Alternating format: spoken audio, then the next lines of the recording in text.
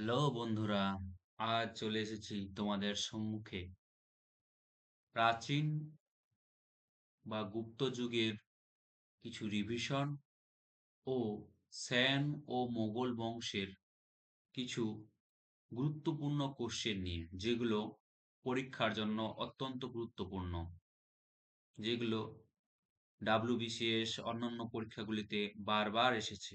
সেই সমস্ত কোশ্চেনগুলো সিলেকশন করে আমি নিয়ে চলে এসেছি আজকের ভিডিওটি।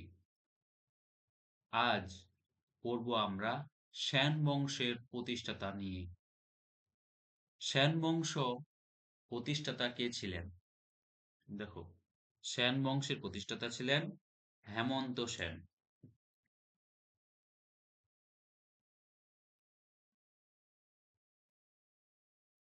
সেন বংশের প্রতিষ্ঠাতা কে ছিলেন? হেমন্ত সেন। সেনরা মূলত কর্ণাটক থেকে আগত ব্রহ্মক্ষত্রিয় ছিলেন। তাহলে কর্ণাটক থেকে আগত ব্রহ্মক্ষত্রিয় ছিল, ব্রাহ্মণ আর ক্ষত্রিয়, তো এরা ছিল ব্রহ্মক্ষত্রিয়। হেমন্ত সেন পালদের দুর্বলতার সুযোগ নিয়ে রাঢ় অঞ্চলে রাজ্য স্থাপন করেন। রাঢ় অঞ্চলে রাজ্য স্থাপন করেন। হেমন্ত সেন পালদের দুর্বলতার সুযোগে রাঢ় অঞ্চলে রাজ্য স্থাপন করেন। তবে তার পুত্র বিজয় সেনকে এই বংশের প্রকৃত প্রতিষ্ঠাতা বলা হয়। তাহলে সেন বংশের প্রকৃত যখন প্রতিষ্ঠাতা বলবে তখন বলতে হবে বিজয় সেন, আর যদি শুধু প্রতিষ্ঠাতা থাকে তাহলে হেমন্ত সেন। তারা গোঁড়া হিন্দু ও ব্রাহ্মণ্য ধর্মের পৃষ্ঠপোষক ছিলেন। তারা ছিল গোঁড়া হিন্দু ও ব্রাহ্মণ্য ধর্মের পৃষ্ঠপোষক, বা যারা পূজা অর্চনা করে, যারা পালন করে, তাদেরকে বলা হয় পৃষ্ঠপোষক। তারপর কোশ্চেন, পল্লব বংশের প্রথম রাজার নাম কি? এটা হচ্ছে গুপ্ত যুগের শিব স্কন্দ বর্মন। পল্লব বংশের প্রথম রাজার নাম হলো শিব স্কন্দ বর্মন। এটা হচ্ছে প্রাচীন ভারতের ইতিহাস বা গুপ্ত যুগের ইতিহাস থেকে এটা নেওয়া হয়েছে এই কোশ্চেনটা। তিনি কাঞ্চিপুরম থেকে রাজত্ব করতেন। তিনি কোথা থেকে রাজত্ব করতেন? কাঞ্চিপুরম থেকে রাজত্ব করতেন। কাঞ্চিপুরম একটা স্থানের নাম, সেখান থেকে তিনি তার রাজভার চালাতেন। তিনি অশ্বমেধ অগ্নিমষ্ঠম যজ্ঞ করেছিলেন। কি কি যজ্ঞ করেছিলেন? অশ্বমেধ অগ্নিষ্ঠম। তার সময়কালে তাম্র শাসন প্রাকৃত ভাষায় রচিত ছিল। তাম্র শাসনটা প্রাকৃত ভাষায় রচিত ছিল। সিংহ বিষ্ণু পরবর্তী পল্লব সাম্রাজ্যের প্রতিষ্ঠাতা হলেও শিব স্কন্দ বর্মন ছিল আদি রাজা। সিংহ বিষ্ণু পরবর্তী পল্লব সাম্রাজ্যের প্রতিষ্ঠাতা হলেও শিব স্কন্দ বর্মন ছিল আদি রাজা। মিতাক্ষরা আইনশাস্ত্র রচনা করেন কে? বিজ্ঞানেশ্বর। বিজ্ঞানেশ্বরকে, এটি যাজ্ঞবল্ক্য স্মৃতির উপর রচিত একটি টীকা। মিতাক্ষরা হচ্ছে যাজ্ঞবল্ক্য স্মৃতির উপর রচিত একটা টীকা। চালুক্য রাজা ষষ্ঠ বিক্রমাদিত্যের রাজসভায় এটি রচিত হয়। তাহলে কখন এটা রচিত হয়? ষষ্ঠ বিক্রমাদিত্যের রাজসভায়। ষষ্ঠ বিক্রমাদিত্য কে ছিলেন? চালুক্য রাজ, চালুক্যের রাজা। এটি হিন্দু উত্তরাধিকার আইনের প্রধান ভিত্তি ছিল। হিন্দুদের উত্তরাধিকারী আইনের প্রধান ভিত্তি ছিল। বাংলা ও আসাম বাদে। কোনটা? এই মিত্রক্ষরা আইনশাস্ত্র, মিত্রক্ষরা বা মিতাক্ষরা আইনশাস্ত্র। এই আইন অনুসারে জন্মসূত্রেই পুত্র পিতার সম্পত্তির অধিকারী হয়। তাহলে কোন আইন অনুসারে পুত্র পিতার সম্পত্তির অধিকারী হয়? মিতাক্ষরা আইন অনুসারে। পল্লব বংশের রাজধানী কোথায় ছিল? কাঞ্চি বা কাঞ্চিপুরম। পল্লব বংশের রাজধানী ছিল কাঞ্চি বা কাঞ্চিপুরম। এটি দক্ষিণ ভারতের মন্দির নগরী নামে পরিচিত। তাহলে কাঞ্চিপুরম কিসের জন্য বিখ্যাত ছিল, বা ওকে কি নামে ডাকা হয়? মন্দির নগরী। এটি ছিল সংস্কৃত শিক্ষার এক বিশাল কেন্দ্র। সংস্কৃত শিক্ষার একটা বিশাল কেন্দ্র বা পাঠ্যশালা, যেখানে মানে লোকজন শিক্ষা গ্রহণ করে, বাচ্চা কাচ্চাগুলো শিক্ষা গ্রহণ করে, তাদেরকে বলা হয় পাঠশালা, ঘটিকা।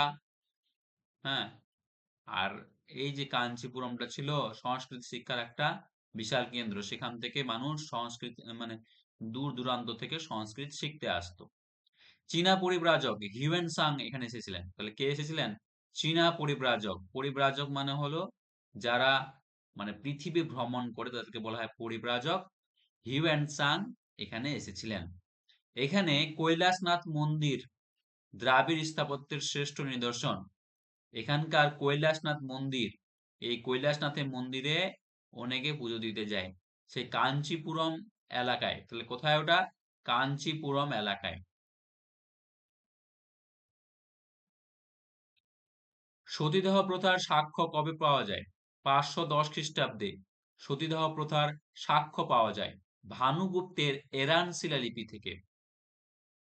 ভানুগুপ্তের এরান শিলালিপি এরান শিলালিপিটা কার? ভানুগুপ্তের। সেখানে কি পাওয়া গেছে? সতীদাহ প্রথার প্রথম সাক্ষ্য বা প্রমাণ পাওয়া গেছে। সতীদাহ প্রথা কি ছিল তোমরা জানো হয়তো, জীবিত স্ত্রীকে মৃত স্বামীর সাথে পুড়িয়ে মারার ঘটনাকে বলা হয় সতীদাহ প্রথা। গুপ্ত রাজা ভানুগুপ্তের সেনাপতি গোপরাজ্যের গোপরাজের মৃত্যুতে তার স্ত্রী সহমরণে যান, বা মানে এই গোপরাজ যখন মারা গেছিল, ভানুগুপ্তের সেনাপতি গোপরাজ যখন মারা গেছিল, তার স্ত্রী তাকে সহমরণে মেরে ফেলা হয়েছিল, মানে সহমরণ দেওয়া হয়েছিল বা সতীদাহ প্রথা দেওয়া হয়েছিল। এটি মধ্যপ্রদেশের সাগর জেলার এরান নামক স্থানে পাওয়া গেছে। মধ্যপ্রদেশের সাগর জেলার এরান নামক স্থানে পাওয়া গেছে। ঐতিহাসিক রমিলা থাপা একে সতীদাহ প্রথার প্রথম প্রত্নতাত্ত্বিক প্রমাণ বলেছেন। তাহলে কে বলেছেন? রমিলা থাপার। রমিলা থাপার একে সতীদাহের প্রথম প্রত্নতাত্ত্বিক প্রমাণ বলেছেন। এটি গুপ্ত যুগে নারীর মর্যাদা হ্রাসের ইঙ্গিত দেয়। এটা গুপ্ত যুগের নারীদের যে মানে দাসের মতো রাখা হতো, তার একটা ইঙ্গিত দেয়। পূর্ব ভারতে কোন বন্দর থেকে দক্ষিণ পূর্ব এশিয়ার দেশগুলিতে বাণিজ্য জাহাজ যেত? এটা খুব ইম্পর্টেন্ট কোশ্চেন, যে পূর্ব ভারতের কোন বন্দর থেকে দক্ষিণ পূর্ব এশিয়া দেশগুলিতে বাণিজ্য জাহাজ যেত?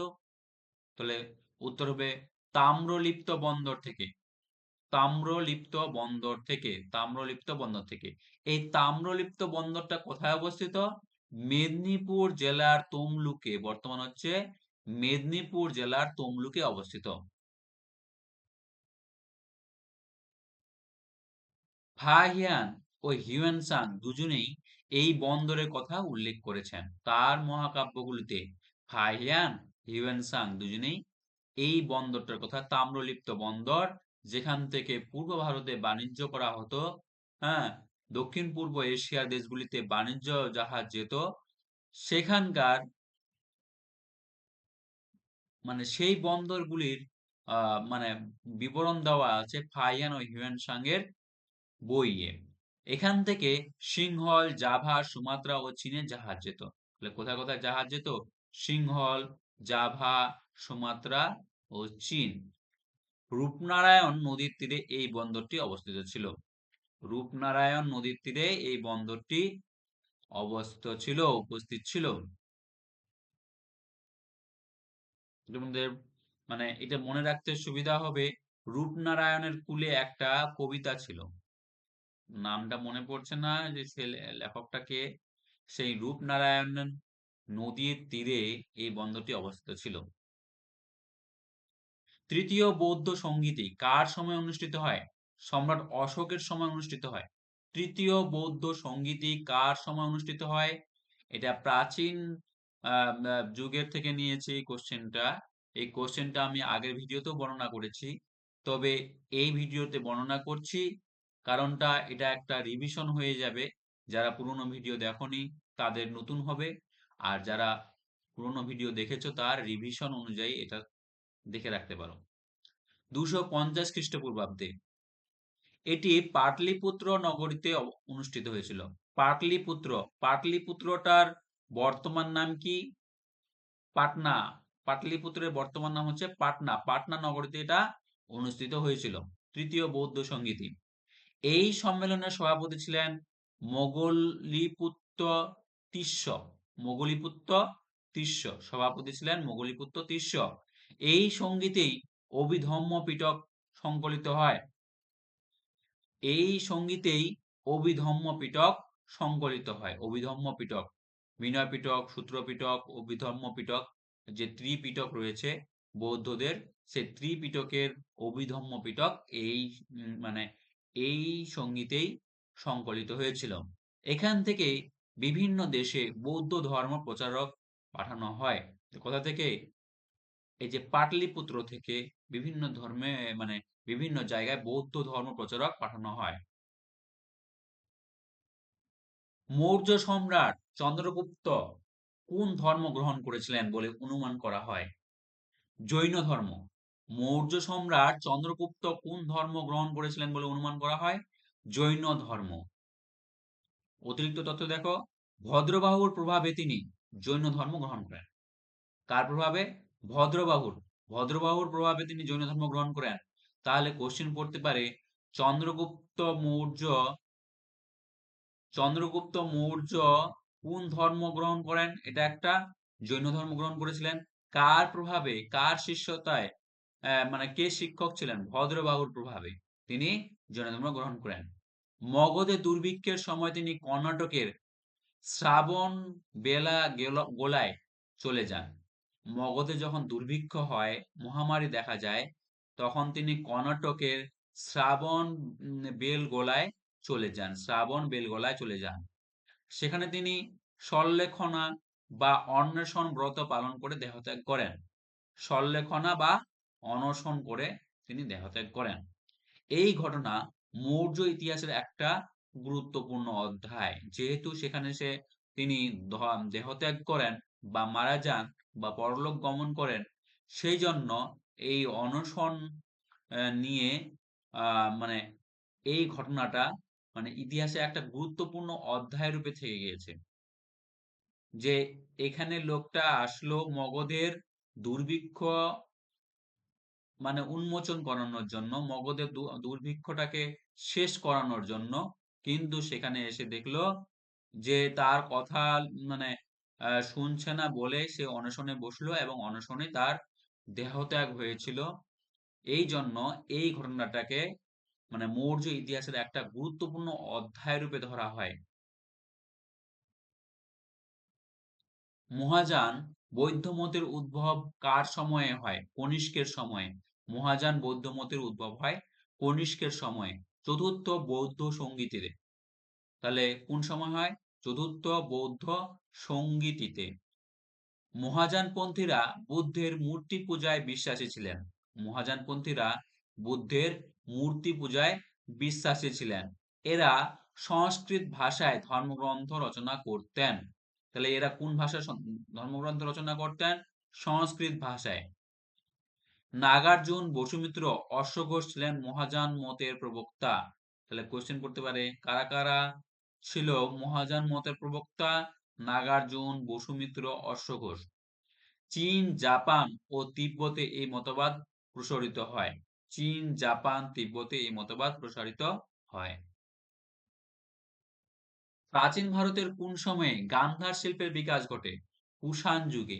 প্রাচীন ভারতের কোন সময়ে গান্ধার শিল্পের বিকাশ ঘটে? কুষাণ যুগে। গ্রিক ও রোমান শিল্পের প্রভাবে এই ভাস্কর্য রীতি গড়ে ওঠে। কার কার ফলে? গ্রিক ও রোমান শিল্পের প্রভাবে এই ভাস্কর্য রীতি গড়ে ওঠে। এর প্রধান কেন্দ্র ছিল তক্ষশিলা ও পেশোয়ার। এর প্রধান কেন্দ্র কোথায় ছিল? তক্ষশিলা ও পেশোয়ার। এতে বুদ্ধের মূর্তিগুলি গ্রিক দেবতা অ্যাপোলোর মতো দেখতে হতো। এতে বুদ্ধের মূর্তিগুলি গ্রিক দেবতা অ্যাপোলোর মতো দেখতে হতো। গ্রিকের মহান দেবতা অ্যাপোলো, তার মতোই দেখতে হতো। ধূসর বেলে পাথর এই শিল্পে ব্যবহৃত হতো। ধূসর বেলে পাথর, গ্রে স্যান্ডস্টোন, এই শিল্পে ব্যবহৃত হতো। স্বপ্ন বাসব দত্তার রচয়িতাকে, স্বপ্ন বাসব দত্তার রচয়িতাকে? ভাস। উত্তর হলো ভাস। ভাস হচ্ছে স্বপ্ন বাসব দত্তার রচয়িতা। তিনি কালিদাসের পূর্ববর্তী একজন বিখ্যাত নাট্যকার ছিলেন। পূর্ববর্তী মানে কালিদাসের আগে, পূর্ববর্তী মানে আগে। তিনি কালিদাসের পূর্ববর্তী একজন বিখ্যাত নাট্যকার ছিলেন।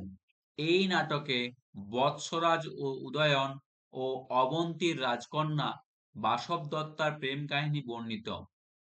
স্বপ্ন বাসব দত্তার, হ্যাঁ, স্বপ্ন বাসব দত্তার, তাহলে এখানে রাস বাসব দত্তা, হ্যাঁ, রাজকন্যা বাসব দত্তার, উদয়ন ও অবন্তীর রাজকন্যা বাসব দত্তার প্রেম কাহিনী বর্ণিত রয়েছে। এখানে বাসব দত্তা, সেই বাসব দত্তার এই নিয়েই স্বপ্ন বাসব দত্তার মানে মানে গ্রন্থটা রচিত হয়েছিল। 1912 সালে গণপতি শাস্ত্রী কেরালা থেকে তার 13টি নাটক আবিষ্কার করেন।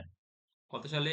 1912 সালে গণপতি শাস্ত্রী কেরালা থেকে তার 13টি নাটক আবিষ্কার করেন।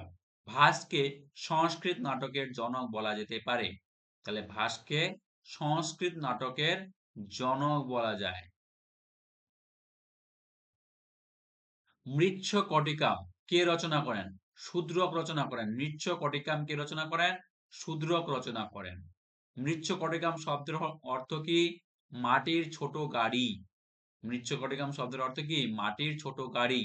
এটি একটি সামাজিক নাটক যেখানে চারু দত্ত ও বসন্ত সেনার কাহিনী আছে, প্রেম কাহিনী আছে। চারু দত্ত ও বসন্ত সেনার কাহিনী আছে। এতে রাজসভার বাইরে সাধারণ মানুষের জীবন ফুটে উঠেছে। রাজসভার বাইরে সাধারণ মানুষের জীবন ফুটে উঠেছে। গুপ্ত যুগের সামাজিক ইতিহাসের একটি গুরুত্বপূর্ণ উৎস, মানে গুপ্ত যুগের এটা ছিল একটা গুরুত্বপূর্ণ উৎস। এটা নিয়ে ফিল্মও হয়েছে। আর এটা ইংলিশ লিটারেচারে, যারা ইংলিশ সাহিত্য পড়েছো তারা এটা জানতে পেরেছো হয়তো। হ্যাঁ, প্রত্যেকটা সিলেবাসে মৃচ্ছকটিকাম রয়েছে ইংলিশ ট্রান্সলেশনে। অষ্টাধ্যায়ী কে রচনা করেন? পাণিনি অষ্টাধ্যায়ী রচনা করেন। কে? অষ্টাধ্যায়ী কে রচনা করেন? পাণিনি। এটি সংস্কৃত ব্যাকরণের প্রাচীনতম ও প্রামাণ্য গ্রন্থ। হ্যাঁ, মানে সংস্কৃত ব্যাকরণের প্রাচীনতম ও প্রামাণ্য গ্রন্থ। এতে 8টি অধ্যায়, প্রায় 4000 সূত্র রয়েছে। কটি অধ্যায় রয়েছে? 8টি অধ্যায় আর 4000 সূত্র রয়েছে। পাণিনি সম্ভবত খ্রিস্টপূর্ব 4র্থ শতকে বর্তমান ছিলেন। এই গ্রন্থের উপর পতঞ্জলি মহাভাষ্য রচনা করেন। এই গ্রন্থের উপর ভিত্তি করে পতঞ্জলি মহাভাষ্য রচনা করেন। এটাও খুব ইম্পর্টেন্ট কোশ্চেন যে পতঞ্জলির লেখা গ্রন্থটির নাম কি? মহাভাষ্য। কালিদাস রচিত একটি কাব্যের নাম লেখো। মেঘদূতম। কালিদাসের আরেকটা ছিল অভিজ্ঞান শকুন্তলম। দেখো এই যে অভিজ্ঞান শকুন্তলম, রঘুবংশম, কুমার সম্ভরম। তো অভিজ্ঞান শকুন্তলম যারা অনার্স করছো, ইংলিশে অনার্স করেছো, তাদের এই গল্পটা হয়তো পড়া রয়েছে। এটি একটি গীতিকাব্য যেখানে নির্বাসিত যক্ষ মেঘকে দূত করে পাঠায়। কালিদাসকে ভারতের শেক্সপিয়ার বলা হয়। এটা খুব ইম্পর্টেন্ট কোশ্চেন। কাকে ভারতের শেক্সপিয়ার বলা হয়? কালিদাসকে ভারতের শেক্সপিয়ার বলা হয়। তিনি দ্বিতীয় চন্দ্রগুপ্তের নবরত্ন সভার অন্যতম ছিলেন। তিনি দ্বিতীয় চন্দ্রগুপ্তের নবরত্ন সভার অন্তর্ভুক্ত ছিলেন বা অন্যতম ছিলেন। হর্ষবর্ধন রচিত গ্রন্থের নাম কি? নাগানন্দ রত্নাবলী ও প্রিয়দর্শিকা। রত্নাবলী ও প্রিয়দর্শিকা হলো প্রেমমূলক নাটক। নাগানন্দ হলো নাটকে বৌদ্ধ ধর্মের প্রভাব দেখা যায়। আর তিনি নিজে সুপণ্ডিত ছিলেন ও গুণীজনদের কদর করতেন। কে? হর্ষবর্ধন। তিনি রাজসভার আয়ের 1/4 শিক্ষায় ব্যয় করতেন। রাজসভার 1/4 শিক্ষায় ব্যয় করতেন, খরচ করতেন। হর্ষচরিত কে রচনা করেন? বাণভট্ট। বাণভট্ট হর্ষচরিত রচনা করেন। বাণভট্ট ছিলেন হর্ষবর্ধনের সভাকবি। তাহলে বাণভট্ট কে ছিলেন? হর্ষবর্ধনের সভাকবি ছিলেন। এটি সংস্কৃত ভাষায় রচিত প্রথম ঐতিহাসিক চরিতা কাব্য বা চরিত কাব্য। এতে হর্ষবর্ধনের প্রারম্ভিক জীবন ও সিংহাসন আরোহণের কাহিনী আছে। কোনটা? বাণভট্ট। বাণভট্ট কাদম্বরী নামক বিখ্যাত গদ্য কাব্যও রচনা করেন। বাণভট্ট কাদম্বরী নামক একটা বিখ্যাত গদ্য কাব্য রচনা করেন। অনেকে মনে করবে যে যদি বলা যায় কাদম্বরী নামক গ্রন্থটি কার লেখা, অনেকে বলবে রবীন্দ্রনাথ ঠাকুরের লেখা, কিন্তু নয়, বাণভট্টের লেখা। কারণটা হলো, কেন এই দ্বিধাটা আসবে, কারণটা হলো রবীন্দ্রনাথ ঠাকুর এর মানে বৌদি ছিল কাদম্বরী। সেই অনুযায়ী অনেকে বলবে যে কাদম্বরী হয়তো রবীন্দ্রনাথ ঠাকুর লিখেছে, কিন্তু না, বাণভট্ট রবীন্দ্রনাথ মানে কাদম্বরী লিখেছে। রামচরিত কে রচনা করেন? সন্ধ্যাক্ষর নন্দী। সন্ধ্যাক্ষর নন্দী রামচরিত রচনা করেন। এর আগের ভিডিওতেও এর বিবরণ আমি বলেছি। তিনি পাল রাজা রামপালের সভাকবি ছিলেন। এই কাব্যটি শ্লেষ অলঙ্কার রচিত, যার প্রতিটি শ্লোকের দুটি অর্থ। এক অর্থ রামায়ণের রামচন্দ্র, অন্য অর্থ রামপালের কাহিনী। মানে এমন ভাবে গ্রন্থটা রচিত যে এক অর্থে রামচন্দ্রকে বুঝাবে, অন্য অর্থ রামপালকে বুঝাবে। এতে বরেন্দ্র ভূমির কৈবর্ত বিদ্রোহের বিবরণ পাওয়া যায়। বরেন্দ্র ভূমির কৈবর্ত বিদ্রোহের বিবরণ পাওয়া যায় কোন গ্রন্থে? সন্ধ্যাক্ষর নন্দীর লেখা রামচরিত গ্রন্থে। সন্ধ্যাক্ষর নন্দী কোন যুগের কবি ছিলেন? পাল যুগের কবি ছিল। একাদশ ও দ্বাদশ শতাব্দীর কবি ছিল। তিনি নিজেকে কলিকালের বাল্মীকি বলে দাবি করতেন। কলিকালের বাল্মীকি বলে কে দাবি করতেন? সন্ধ্যাক্ষর নন্দী। তার বাড়ি ছিল উত্তরবঙ্গের পুণ্ড্রবর্ধন বা বরেন্দ্র অঞ্চলে। উত্তরবঙ্গের পুণ্ড্রবর্ধন বা বরেন্দ্র অঞ্চলে তার বাড়ি ছিল। পাল যুগে বাংলা সাহিত্য ও সংস্কৃতির ব্যাপক বিকাশ ঘটেছিল। তার রচনা বাংলার ইতিহাসের এক অমূল্য উপাদান। সন্ধ্যাক্ষর নন্দী। বল্লাল সেন রচিত গ্রন্থের নাম কি? দানসাগর, অদ্ভুত সাগর। বল্লাল সেন অত্যন্ত বিদ্বান রাজা ছিলেন। দানসাগর গ্রন্থে বিভিন্ন প্রকার দান ও ব্রতের বর্ণনা আছে। অদ্ভুত সাগর জ্যোতির্বিজ্ঞান বিষয়ক গ্রন্থ, যা তিনি শেষ করতে পারেননি। অদ্ভুত সাগর জ্যোতির্বিজ্ঞান বিষয়ক গ্রন্থ, যা তিনি শেষ করতে পারেননি। পরবর্তীতে তার পুত্র লক্ষণ সেন অদ্ভুত সাগর সমাপ্ত করেন। তাহলে বল্লাল সেনের রচিত গ্রন্থের নাম, এটা খুব ইম্পর্টেন্ট কোশ্চেন, তোমরা দাগ দিয়ে রাখো। এটা খুব ইম্পর্টেন্ট কোশ্চেন, ভিভিআই দিয়ে রাখো, পরীক্ষায় অনেকবার পড়েছি। পবনদূত কাব্য কে রচনা করেন? ধুই। পবনদূত কাব্য রচনা করেন ধুই। তিনি লক্ষণ সেনের রাজসভার পঞ্চরত্নের অন্যতম ছিলেন। লক্ষণ সেনের রাজসভার পঞ্চরত্নের অন্যতম ছিলেন। কালিদাসের মেঘদূত এর অনুকরণে এটি রচিত। কালিদাসের মেঘদূত এর অনুকরণে এটি রচিত। একটু আগে বললাম মেঘদূত কার লেখা? কালিদাসের লেখা। সেই কালিদাসের অনুকরণে এটা লেখা। এই পবন বা বাতাসকে দূত হিসেবে কল্পনা করা হয়েছে। পবন, পবন মানে কি? বাতাস। সেই বাতাসকে দূত হিসাবে কল্পনা করা হয়েছে এই পবনদূত কাব্যে। আর মেঘদূত কাব্যে মেঘ হিসাবে কল্পনা করা হয়েছে। এই কাব্যে সেন আমলের বাংলার ভৌগোলিক বিবরণ পাওয়া যায়। এই কাব্যে সেন আমলের বাংলার ভৌগোলিক বিবরণ পাওয়া যায়। চর্যাপদ কোন যুগে রচিত হয়েছিল? পাল যুগে রচিত হয়েছিল। চর্যাপদ কোন যুগে রচিত হয়েছিল? পাল যুগে। কত সালে? দশম থেকে দ্বাদশ শতাব্দীতে রচিত হয়েছিল। এটি বাংলা ভাষার প্রাচীনতম নিদর্শন, চর্যাপদ। হরপ্রসাদ শাস্ত্রী নেপাল থেকে পুঁথি আবিষ্কার করেন। তাহলে হরপ্রসাদ শাস্ত্রী থেকে নেপাল থেকে পুঁথি আবিষ্কার করেন। এটি বৌদ্ধ সিদ্ধাচার্যের রচিত সাধন সঙ্গীত। কোনটা? চর্যাপদ। এর ভাষা সান্ধ্য ভাষা আলো আধারী নামে পরিচিত। মানে চর্যাপদের ভাষা কি ছিল? আলো আধারী ভাষা বা সান্ধ্য ভাষা বলা হয় যেটাকে, সেটা ছিল চর্যাপদের ভাষা। চর্যাপদ কোন যুগে রচিত হয়েছিল? পাল যুগে। এটা খুব ইম্পর্টেন্ট। চর্যাপদ কোন যুগে রচিত হয়েছিল? পাল যুগে। আর এটা কোন ভাষায় রচিত? সান্ধ্য ভাষায়। সূর্য সিদ্ধান্ত কার রচিত রচনা? বা রচনা কে রচনা করেন? আর্যভট্টের রচনা সূর্য সিদ্ধান্ত। তিনি গুপ্ত যুগের একজন বিখ্যাত গণিতবিদ ছিলেন বা জ্যোতির্বিদ ছিলেন। কে? আর্যভট্ট। তিনি গ্রন্থে তিনি পৃথিবী যে সূর্যের চারিদিকে ঘোরে তা প্রমাণ করেন। তিনি গ্রহণ ও আহ্নিক গতির বৈজ্ঞানিক ব্যাখ্যা দেন।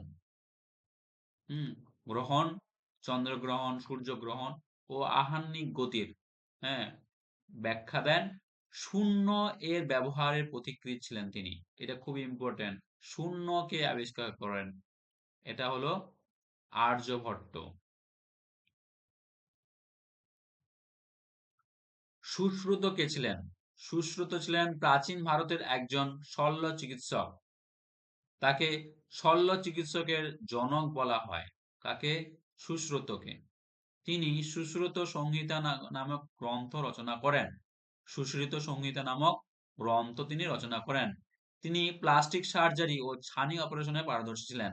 এখন যে প্লাস্টিক সার্জারি গুলো হয় হাড় ভেঙে গেলে বা কোনো কিছু হলে, তো ও ছানি অপারেশন, চোখে যে ছানি পড়ে, তার অপারেশনে পারদর্শী ছিলেন। তিনি ১২০ প্রকার শল্য চিকিৎসার যন্ত্র ব্যবহার করতেন। ১২০ প্রকার, একটা দুটো নয়, ১২০ প্রকার শল্য চিকিৎসার যন্ত্র তার কাছে ছিল। সুশ্রুত।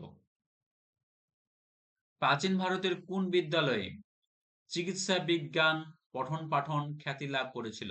তক্ষশিলা বিশ্ববিদ্যালয়ে। তক্ষশিলা বিশ্ববিদ্যালয়। এটি বর্তমানে পাকিস্তানের রাওয়ালপিন্ডিতে অবস্থিত।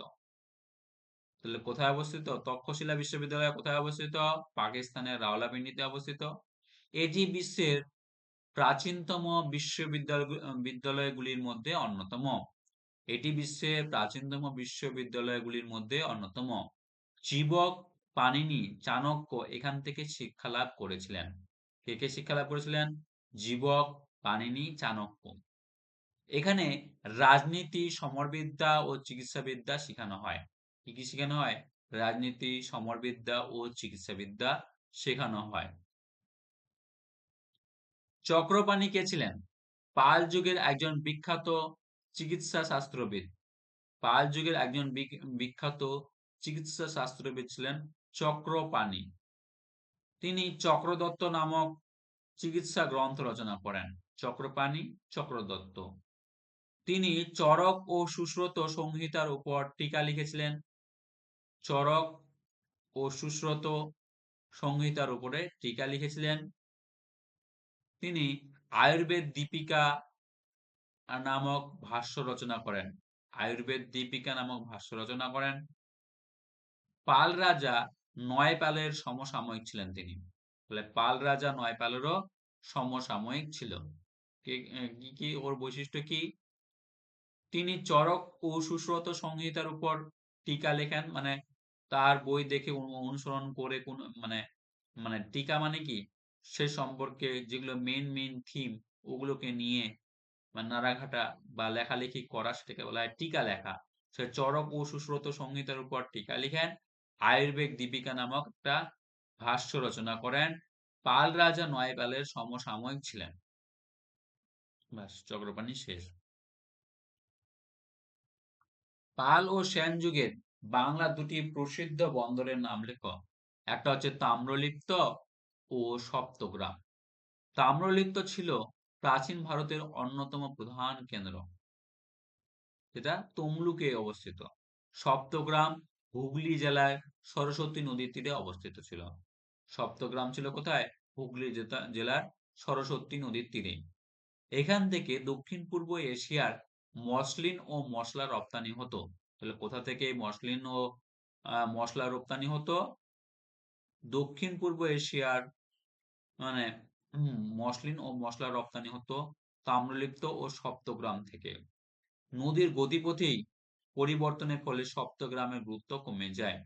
নদীর গতিপথ পরিবর্তনের ফলে মানে নদীটা যেদিকে আগে বয়ে যেত সেদিকে না গিয়ে পলি সঞ্চিত হতে হতে অন্য জায়গা দিয়ে যখন যাচ্ছিল, হ্যাঁ, তার ফলে কি হয়? নদীর গতিপথ পরিবর্তন হয়ে গেল। এদিক দিয়ে ধরে নাও যাচ্ছিল, তো এখন এদিক দিয়ে যাচ্ছে। আর এখানে ছিল সপ্তগ্রাম, সেই সপ্তগ্রামের গুরুত্ব তখন কমে যেতে লাগলো। দক্ষিণ ভারতের ভক্তি আন্দোলনের প্রবক্তা কে? শঙ্করাচার্য। দক্ষিণ ভারতের ভক্তি আন্দোলনের প্রবক্তা হলো শঙ্করাচার্য। তিনি অদ্বৈত দর্শনের প্রচারক ছিলেন। অদ্বৈতবাদ দর্শনের প্রচারক ছিলেন। অদ্বৈতবাদ দর্শনের প্রচারক ছিলেন। তিনি ভারতের চার প্রান্তে চারটি মঠ স্থাপন করেন। হ্যাঁ, চার প্রান্ত, চারটা দিক যেমন রয়েছে, সেই চারদিকে চারটা মঠ স্থাপন করেন। তিনি এই বৌদ্ধ ধর্মের প্রভাব কমিয়ে হিন্দু ধর্মের পুনরুত্থান ঘটান। বৌদ্ধ ধর্মের প্রভাবটা কমিয়ে হিন্দু ধর্মের প্রভাব বিস্তার করেন। তিনি মাত্র ৩২ বছর বয়সে কেদারনাথে দেহত্যাগ করেন। কেদারনাথে দেহত্যাগ করেন শঙ্করাচার্য। কোণার্কের সূর্য মন্দিরের নির্মাতা কে? প্রথম নরসিংহ দেব। এটা খুব ইম্পর্টেন্ট। কোণার্কের সূর্য মন্দির এর নির্মাতা কে? প্রথম নরসিংহ দেব। এটি উড়িষ্যার পুরী জেলায় অবস্থিত একটি বিশ্ব ঐতিহ্যবাহী স্থান। এটি উড়িষ্যার পুরী জেলায় অবস্থিত। উড়িষ্যার পুরী জেলায় অবস্থিত একটা বিশ্ব ঐতিহ্যবাহী স্থান। ত্রয়োদশ শতাব্দীতে এটি নির্মিত হয়েছিল। কখন? ত্রয়োদশ শতাব্দীতে এটি নির্মিত হয়েছিল। একে ব্ল্যাক প্যাগোডা বলা হয়। ব্ল্যাক প্যাগোডা কাকে বলা হয়? কোণার্কের সূর্য মন্দির কে ব্ল্যাক প্যাগোডাও বলা হয়। এটি একটা বিশাল রথের আকার নির্মিত। 12 জোড়া চাকা রয়েছে। 12 জোড়া চাকা রয়েছে। 12 জোড়া চাকা রয়েছে এই কোণার্কের সেই রথটাতে। কোণার্কের সেই রথটাতে 12 জোড়া চাকা রয়েছে। আর্যভট্টীয় কে রচনা করেন? আর্যভট্ট। আর্যভট্টীয় কে রচনা করেন? আর্যভট্ট। তিনি মাত্র 23 বছর বয়সে এই গ্রন্থটি রচনা করেন। তাহলে আর্যভট্টীয় রচনা করেন আর্যভট্ট। কত বছর বয়সে? 23 বছর বয়সে। এতে পাটিগণিত, বীজগণিত ও ত্রিকোণমিতির আলোচনা আছে। তাহলে পাটিগণিত, বীজগণিত, ত্রিকোণমিতির আলোচনা আমরা কোথা থেকে পাই? আর্যভট্টীয় থেকে পাই। তিনি পাই এর সঠিক মান নির্ণয় করেছিলেন। পাই এর যে আমরা একটা মান লিখি, হ্যাঁ, পাই দিয়ে আমরা যে অঙ্ক করেছি, সে পাই এর সঠিক মান নির্ণয় করেছিলেন আর্যভট্ট। এটি সংস্কৃত ভাষায় রচিত একটা বিজ্ঞান গ্রন্থ। সংস্কৃত ভাষার মানে এটা কোন ভাষায় ছিল? সংস্কৃত ভাষায়। আয়ুর্বেদ শাস্ত্রের প্রণেতা কে ছিলেন? চরক। চরক ছিলেন আয়ুর্বেদ শাস্ত্রের প্রণেতা। তাকে ভারতীয় চিকিৎসা শাস্ত্রের জনক বলা হয়। তাকে? চরককে। তিনি কনিষ্কের রাজবৈদ্য ছিলেন। কনিষ্কের রাজবৈদ্য ছিলেন। তার রচিত চরক সংহিতা আয়ুর্বেদের আকর গ্রন্থ। চরক সংহিতা কার লেখা? চরকের লেখা।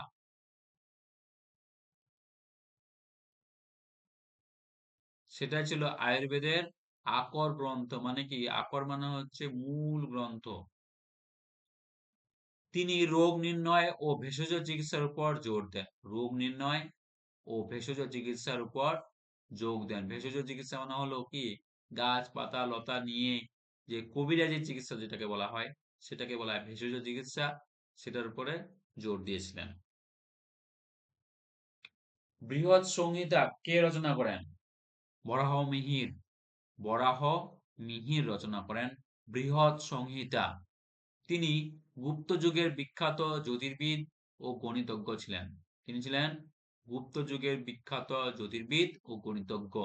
এটি একটি বিশ্বকোষ জাতীয় গ্রন্থ। বিশ্বকোষ মানে কি, এখানে সব কিছু রয়েছে, বিশ্বকোষ। এতে জ্যোতির্বিদ্যা, আবহাওয়া, ভূমিকম্প, স্থাপত্য নিয়ে আলোচনা রয়েছে। তিনি পঞ্চ সিদ্ধান্তিকা নামক গ্রন্থ রচনা করেন। তিনি আর কি করেন? পঞ্চ সিদ্ধান্তিকা গ্রন্থ রচনা করেন। যদি বলা যায় পঞ্চ সিদ্ধান্তিকা গ্রন্থটি কার? বরাহমিহির।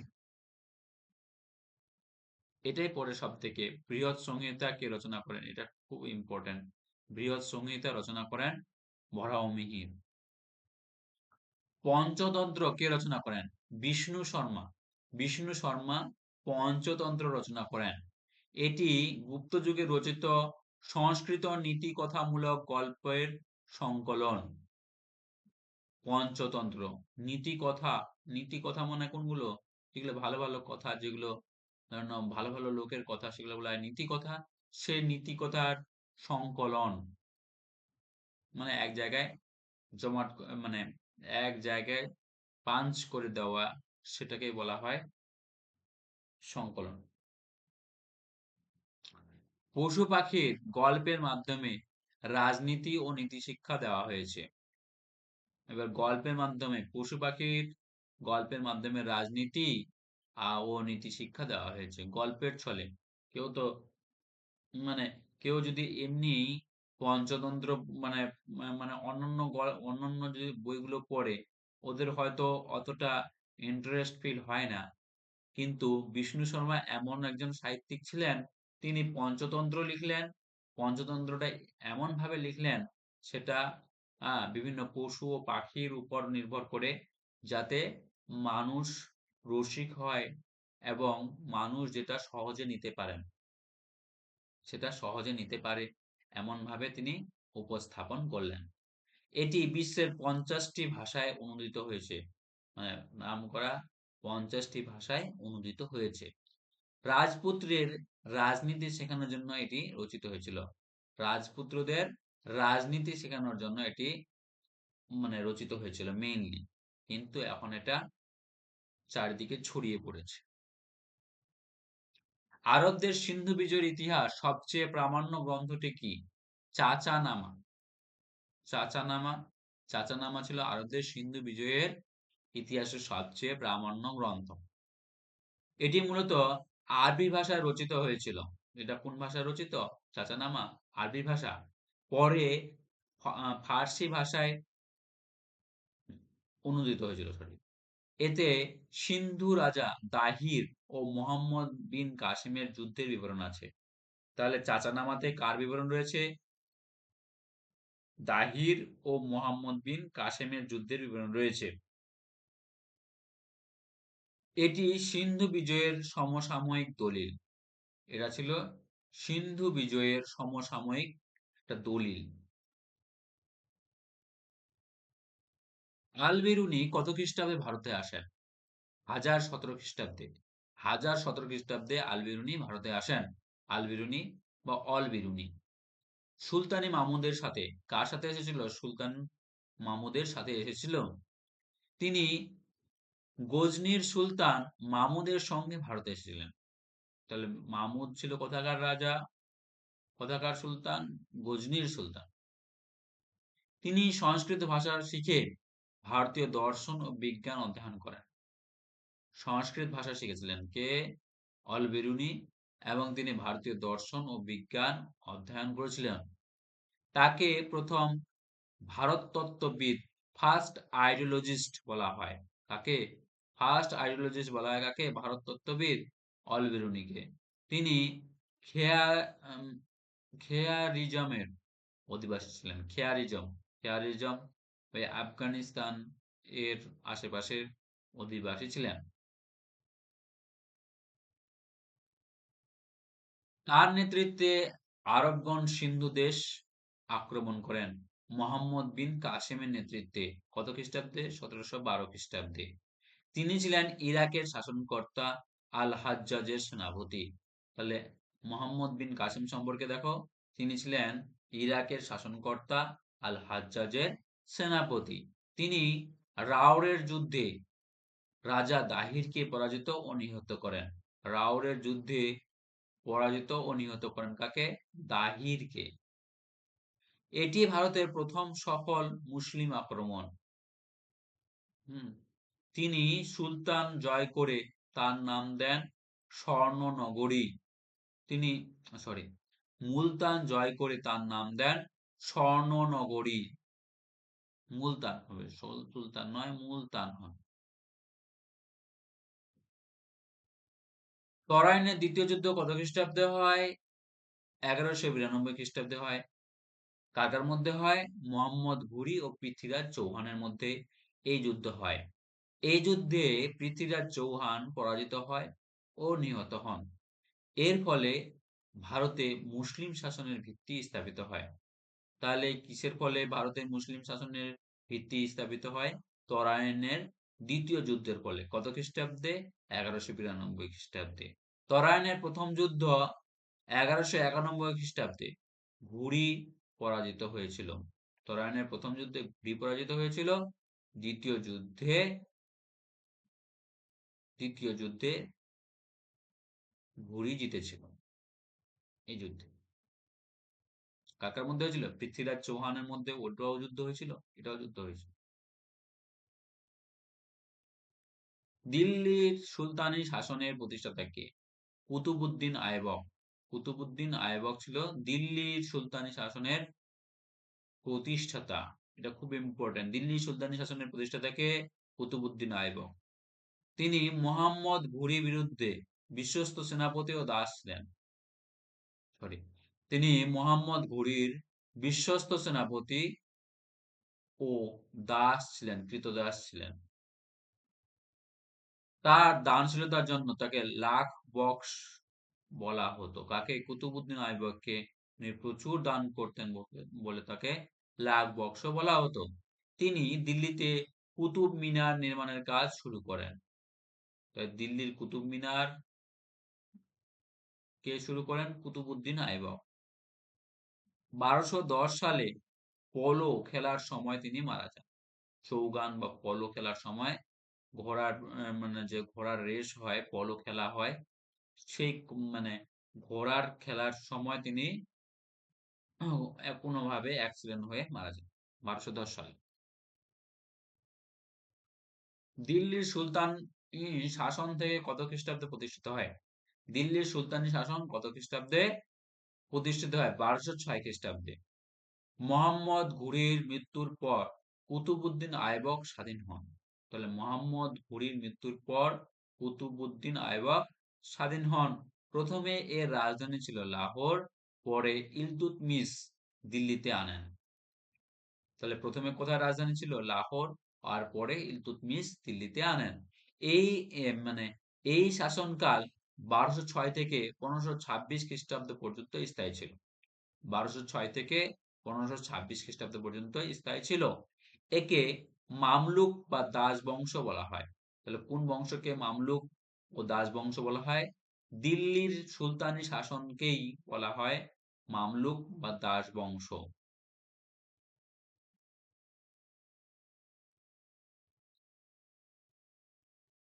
তহকিক-ই-হিন্দ।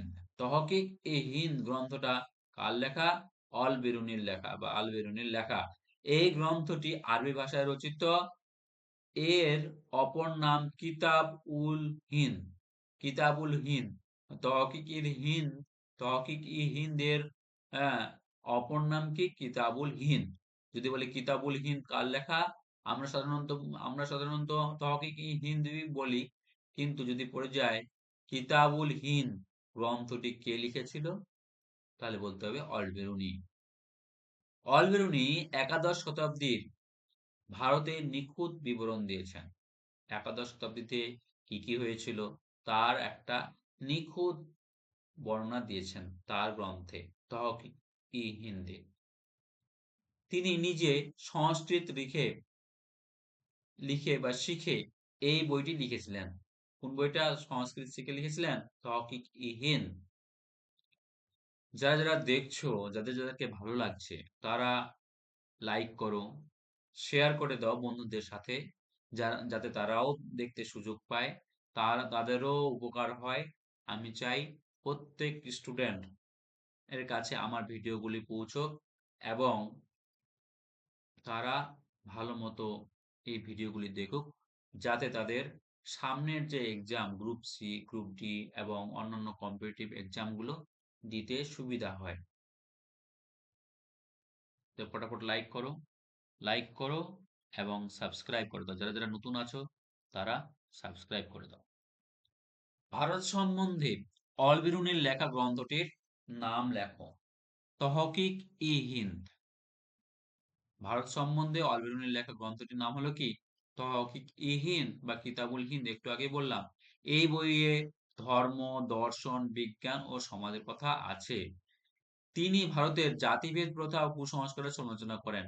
ভারতে যে জাতিভেদ প্রথা চলছিল, হ্যাঁ, ব্রাহ্মণ্য মানে যে এটা ছিল, মানে ব্রাহ্মণ্যদের যে শাসন চলছিল, যে কুসংস্কার ছিল, জাতিভেদ ওটাকে বলা হয় ব্রাহ্মণরা মানে যেভাবে করতো, মানে আহ জাতিভেদ নিয়ে যে এটা ছিল, অস্পৃশ্য বলে যে করেছিল, অস্পৃশ্যতা ছড়িয়েছিল কে? ভীমরাও রামজি আম্বেদকর।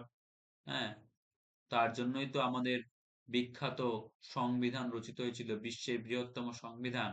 সে জাতিভেদ প্রথা ও কুসংস্কারের সমালোচনা করেন কে? সেই অলবেরুনি তার গ্রন্থতে। এই বইটিতে একাদশ শতকের ভারতের দর্পণ বলা হয়। একাদশ শতকের ভারতের দর্পণ বলা হয়। এটি মধ্যযুগের ভারতের ইতিহাসের একটা অমূল্য দলিল।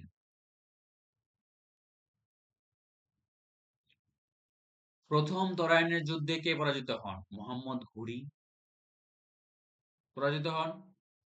কে জিতেছিল? পৃথ্বীরাজ চৌহান জিতেছিল। কত খ্রিস্টাব্দে হয়েছিল? 1291 সালে হয়েছিল।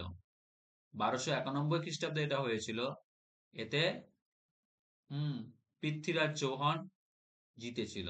কিন্তু পরবর্তীতে 1192 সালে যখন 1 বছর পরে যুদ্ধ হয়, তখন পৃথ্বীরাজ চৌহান পরাজিত হয়। ইলতুৎমিশের পর কে দিল্লির সিংহাসনে বসেন? রুকনউদ্দিন ফিরোজ। ইলতুৎমিশের পর কে দিল্লির সিংহাসনে বসেন? রুকনউদ্দিন ফিরোজ সিংহাসনে বসেন। তিনি ছিলেন ইলতুৎমিশের অযোগ্য পুত্র। মানে মানে রুকনউদ্দিন ফিরোজের কথা শুনতো না। রুকনউদ্দিন ফিরোজ ইলতুৎমিশের কথা শুনতো না, সরি। তিনি মাত্র কয়েক মাস রাজত্ব করেছিলেন। কয়েক মাস রাজত্ব করেছিল। তারপরে তার মা শাহ তুর্কান ছিল প্রকৃত ক্ষমতাশালী। তারপরে তার মা শাসনভার নেয়। তাকে সরিয়ে রাজিয়া সুলতানা সিংহাসনে বসেন। তাকে সরিয়ে রাজিয়া সুলতানা সিংহাসনে বসেন রুকনউদ্দিন ফিরোজ শাহের মা তুর্কান। তুর্কানকে সরিয়ে রাজিয়া সুলতানা সিংহাসনে বসেন। খলজি বংশের প্রতিষ্ঠাতা কে? জালালউদ্দিন ফিরোজ খলজি। তাহলে জালালউদ্দিন ফিরোজ খলজি খলজি বংশের প্রতিষ্ঠাতা। 1290 খ্রিস্টাব্দে খলজি বংশের প্রতিষ্ঠা করেন। তাহলে খলজি বংশের প্রতিষ্ঠাতাকে, এটা খুব ইম্পর্টেন্ট যে খলজি বংশের প্রতিষ্ঠাতাকে জালালউদ্দিন ফিরোজ খলজি। প্রত্যেকটা বংশের প্রতিষ্ঠাতা, হ্যাঁ, সবাই মনে রাখবে, কারণ ওখান থেকেও অনেক কোশ্চেন হয়। তিনি খলজি বিপ্লব এর মাধ্যমে দাস বংশের উচ্ছেদ করেন। খলজি বিপ্লবের মাধ্যমে দাস বংশ যে ছিল সেটা মিটিয়ে দেন বা উচ্ছেদ করে দেন। তিনি অত্যন্ত দয়ালু ও উদার শাসক ছিলেন। কে? জালালউদ্দিন ফিরোজ খলজি। তার ভাইপো আলালউদ্দিন খলজি তাকে হত্যা করে সিংহাসন দখল করেন। মানে ভাইপো তার চাচাকে হত্যা করে সিংহাসনে বসেন। চাচা বা কাকা। মালিক কাফুর কে ছিলেন? আলাউদ্দিন খলজির সেনাপতি ছিলেন মালিক কাফুর। তিনি হাজার দিনারি নামেও পরিচিত। হাজার দিনারি নামেও পরিচিত। তিনি দক্ষিণ ভারতের জয়ে আলাউদ্দিনকে সাহায্য করেছিল। তিনি দেবগিরি, ওয়াঙ্গল ও মাদুরাই জয় করেছিলেন। মানে এতটাই ভালো সেনাপতি ছিলেন। আলাউদ্দিনের শেষ জীবনে তিনি অত্যন্ত প্রভাবশালী হয়ে ওঠেন। আলাউদ্দিন যখন তার শেষ জীবন, মৃত্যু হবে হবে ভাগ, তখন তিনি মানে প্রভাবশালী একজন সেনাপতি হয়ে ওঠেন। মালিক কাফুর। মোহাম্মদ বিন তুগলকের রাজত্বকালে কোন পর্যটক ভারতে আসেন? Ibn Battuta. Ibn Battuta Muhammad bin তুগলকের রাজত্বকালে ভারতে এসেছিলেন। তিনি মরক্কোর অধিবাসী ছিলেন। তিনি কোথা থেকে এসেছিলেন? মরক্কো থেকে এসেছিলেন। তার রচিত ভ্রমণ বৃত্তান্তের নাম কিতাবুল রিহলা। কিতাবুল রিহলা। সুলতান তাকে দিল্লির প্রধান কাজী বা বিচারক হিসেবে নিযুক্ত করেন। কে? সুলতান তাকে দিল্লির প্রধান কাজী বা বিচারক হিসেবে নিযুক্ত করেন। তিনি সুলতানের দূত হিসেবেও চীনে গেছিলেন। সুলতানের দূত হিসেবে চীনে গেছিলেন। চীন দেশে গেছিলেন ইবন বতুতা। তুগলক বংশের প্রতিষ্ঠাতার নাম কি? গিয়াসউদ্দিন তুগলক। তুগলক বংশের প্রতিষ্ঠাতা কে ছিল? গিয়াসউদ্দিন তুগলক। তিনি গাজী মালিক নামেও পরিচিত ছিলেন। তিনি তুগলকবাদ নগরী প্রতিষ্ঠা করেন। তিনি কৃষি ও সেচ ব্যবস্থার উন্নতি করেছিলেন। কি করেছিলেন? কৃষি ও সেচ ব্যবস্থার উন্নতি করেছিলেন। 1325 সালে কাঠের মঞ্চ ভেঙে তিনি মারা যান। কাঠের মঞ্চে দাঁড়িয়ে হয়তো বক্তব্য দিচ্ছিলেন, সেই মঞ্চ থেকেই মঞ্চ ভেঙে পড়ে তিনি মারা যান। গিয়াসউদ্দিন তুগলক। কোন সুলতানের সময় তৈমুর লং ভারত আক্রমণ করেন? কোন সুলতানের সময় সেই তৈমুর লং ভারত আক্রমণ করেন? নাসিরউদ্দিন মাহমুদ শাহ। নাসিরউদ্দিন মাহমুদ শাহের সময়ে তিনি ভারত আক্রমণ করেন। কত সালে? 1398 খ্রিস্টাব্দে। তৈমুর লং ছিলেন মধ্য এশিয়ার সমরখন্দের শাসক। তৈমুর লং ছিলেন মধ্য এশিয়ার সমরখন্দের শাসক। তার আক্রমণে দিল্লি লুণ্ঠিত হয়, ধ্বংসপ্রাপ্তে পরিণত হয়। কার আমলে? সেই তৈমুর লংয়ের আমলে। এই আক্রমণের ফলে তুগলক বংশের পতন ত্বরান্বিত হয়। তুগলক বংশের পতন ত্বরান্বিত হয়। তিনি খিজির খাঁকে সুলতানি শাসনকর্তা হিসেবে নিযুক্ত করেন। খিজির খাঁকে তিনি সুলতানের শাসনকর্তা হিসেবে নিযুক্ত করেন। সৈয়দ বংশের প্রতিষ্ঠাতা কে? খিজির খাঁ। যতগুলো বংশের প্রতিষ্ঠাতা রয়েছে সব মনে রাখবেন। সৈয়দ বংশের প্রতিষ্ঠাতা কে? খিজির খাঁ। তিনি 1414 খ্রিস্টাব্দে দিল্লি আক্রমণ করেন। তিনি নিজেকে হযরত মুহাম্মদ বংশধর বলে দাবি করতেন। খিজির খাঁ। তিনি কখনো সুলতানি উপাধি গ্রহণ করেননি। কখনো সুলতান উপাধি গ্রহণ করেননি।